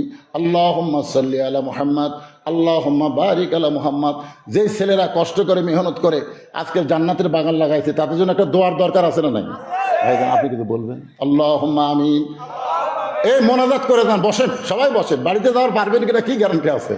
আপনি বাড়ি যাওয়ার আগে হয়তো হাসপাতালে যাওয়া লাগতে পারে, বসেন। আল্লাহুম্মা আনতাস সালাম ওয়া মিনকাস সালাম তাবারাকতা ইয়া যাল জালালি ওয়াল ইকরাম। আয় আল্লাহ তাআলা, কঠিন গরমের ভিতরে আমার পিছন দিকে ফ্যান দেওয়া হয়েছে, তারপরও শরীর ঘামতেছে। আর তোমার বান্দারা এত গরমের ভিতরে ঘামে ভেজা শরীর নিয়ে আল্লাহ ঘন্টার পর ঘন্টা বসে বসে কোরআন হাদিসের ওয়াজ শুনেছে। আল্লাহ মেহেরবানি করে আজকের এই মাহফিল আমাদের সকলের হেদায়েতের জন্যে, নাজাতের জন্যে, জান্নাতের জন্যে কবুল করে নাও। এই মাহফিলের শুরু থেকে শেষ পর্যন্ত যত আলোচনা হয়েছে আল্লাহ, এর মধ্যে যদি ত্রুটি হয়, ভুল হয়, মাফ করে দাও। এর যা হাদিয়া মঞ্জুর করো সোনার মদিনায় নবী পাকের রওজা মুবারকে আল্লাহ কবুল করে নাও। तमाम अम्बियाई केराम, असहाबे केराम, ताबिनी केराम, तबा ताबिनी केराम, तमाम पृथिवीर माटिर निचे যত মুমিন মুমিনা শুয়ে আছে আল্লাহ সকলের আরওয়াফের হাদিয়া কবুল করো। আল্লাহ আমরা যারা হাত তুলেছি, আমাদের মধ্যে জনম দুঃখনী মা যাদের কবরের ঘরে চলে গেছে, আল্লাহ গো যাদের দরদের বাপ আজকে অন্ধকার কবরে চলে গেছে, রব্বির হামহুমা কামা রব্বায়ানি সগীরা। আল্লাহ বাপ মার কবরকে জান্নাতের টুকরা বানিয়ে দাও। আমাদের দাদা দাদি নানান আত্মীয় স্বজন শ্বশুর শাশুড়ি যাদের কবরে গেছে মাফ করে দাও। আয় আল্লাহ তাআলা, আয় আল্লাহ যেই যুবক, যেই বান্দারা, যেই গ্রামের বাসিন্দারা আজকে কষ্ট করে মেহনত করে এত সুন্দর আয়োজন করেছে আল্লাহ, তাদের সকলকে কোরআনের কর্মী হিসাবে কবুল করে নাও। আল্লাহ তাদের সকলকে নামাজি হিসাবে কবুল করে নাও। আমার মা বোনেরা যারা পর্দার অন্তরালে বসবাস শুনেছে, আবিদা সালিয়া পর্দানিশি কবুল করে নাও। আল্লাহ ফিলিস্তিনের মুসলমানকে বিজয় দাও, আল্লাহ গাজার মুসলমানকে ধৈর্য দাও, যারা চলে গেছে দুনিয়া ছেড়ে শাহাদত হিসেবে তাদের কবুল করে নাও। আয় আল্লাহ তাআলা, বিশ্বাস আমরা করি কোনোদিন তোমার ঘর বাইতুল মুকাদ্দাস তারা দখল করতে পারবে না, কিন্তু তুমি আমাদেরকে শোনাইছ আল্লাহ, আব্রাহা বাদশাহ ছিল তোমার কাবা ঘর ধ্বংস করতে, তুমি আবাবিল পাখি দিয়া তুমি কাবারে হেফাজত করেছ। তোমার বাইতুল মুকাদ্দাসের আশেপাশে মুসলমানেরা বসবাস করে তোমার ঘরে একটু সেজদা দেওয়ার জন্য, কিন্তু ইহুদির কালবার শয়তানরা সেই মুসলমানকে অন্যায়ভাবে হত্যা করতেছে। আল্লাহ তোমার আবাবিল আবার পাঠায় দিবে। আল্লাহ সেই পাখি আবাবিল নয়, গোটা পৃথিবীর মধ্যে মুজাহিদ আল্লাহ মুসলমানদেরকে ইহুদি খ্রিস্টান হিন্দু মালওয়ানের বাচ্চাদের বিরুদ্ধে জিহাদে তামান্না নিয়ে পুরোপুরি ইসলামের সৈনিক হিসাবে কবুল করে না। আল্লাহ মুসলমান যেখানেই বিপদ আছে মুসলমানদের ইমানকে বাড়ায় দাও, সমস্ত বিপদ আপদ মুসিবত থেকে হেফাজত করো। আমার বাংলাদেশের প্রতি আল্লাহ খাস রহমত করো। অত্র তানোর উপজেলার এই ধানুরা, আল্লাহ ধানুরা এলাকার প্রতি রহমত বরকতের দরজা খুলে দাও। আল্লাহ অত্র এলাকার প্রতি রহমত বরকতের দরজা খুলে দাও। একটা মিনিট একটু চিন্তা করে দেখেন, এই দুইটা হাত নিয়ে একটু চিন্তা করে দেখেন, এই দুই হাত দিয়ে আমরা কত কবরে মাটি দিয়েছি। একটু দেখেন, এই দুই হাত দিয়ে কত লাশ অন্ধকার কবরে নামায় দিস। এই দুই হাত দিয়ে কত খাটনি কান্দে তুলে নিয়েছি। একদিন আমরা সবাই মরে যাব। যেদিন আমাদের মৃত্যু হবে দিনটা যেন জুমার দিন হয়, মাসটা যেন রমজান মাস হয়। ইমানের সাথে ইজ্জতের সাথে এ দুনিয়া থেকে বিদায় নেওয়ার তৌফিক দিও আল্লাহ। কোরআন শুনতে ভালো লাগে, কোরআনের দেশ, কোরআনের পার্লামেন্ট, একটা বারের জন্য হলো আমাদেরকে দেখার তৌফিক দিয়া দিও আল্লাহ। ছেলেরা আমিন আমিন করতেছে, যুবকের আল্লাহ এই যুবকগুলোকে আল্লাহ তুমি হেদায়েত দাও আল্লাহ। এদের হাতেই ফ্যাসিস্ট মুক্ত বাংলাদেশ পাইছি আল্লাহ। তরুণরা জাগ্রত না হলে আমরা বুড়োরা ঘরের মধ্যে লুকে লুকে অনলাইনে মিটিং করতাম আল্লাহ। আজকে সেই তরুণ যুবক যারা শহীদ হয়ে গেছে, দুনিয়া থেকে চলে গেছে, তাদেরকে শাহাদতের মর্যাদা দিও। এখনো যারা হাসপাতালে কাতরাচ্ছে আল্লাহ, তাদের প্রতি তুমি খাস রহমত করো। সুবহানা রাব্বিকা রাব্বিল ইজ্জাতি আম্মা ইয়াসিফুন ওয়া সালামুন আলাল মুরসালিন আলহামদুলিল্লাহি রাব্বিল আলামিন। ওয়াজাল আখিরাতি কালিমাতুনা ইনদাল মাউতি। সকলে পড়েন লা ইলাহা ইল্লাল্লাহু মুহাম্মাদুর রাসূলুল্লাহ সাল্লাল্লাহু আলাইহি সাল্লাম। আসসালামু আলাইকুম ওয়া রাহমাতুল্লাহি ওয়া বারাকাতুহু।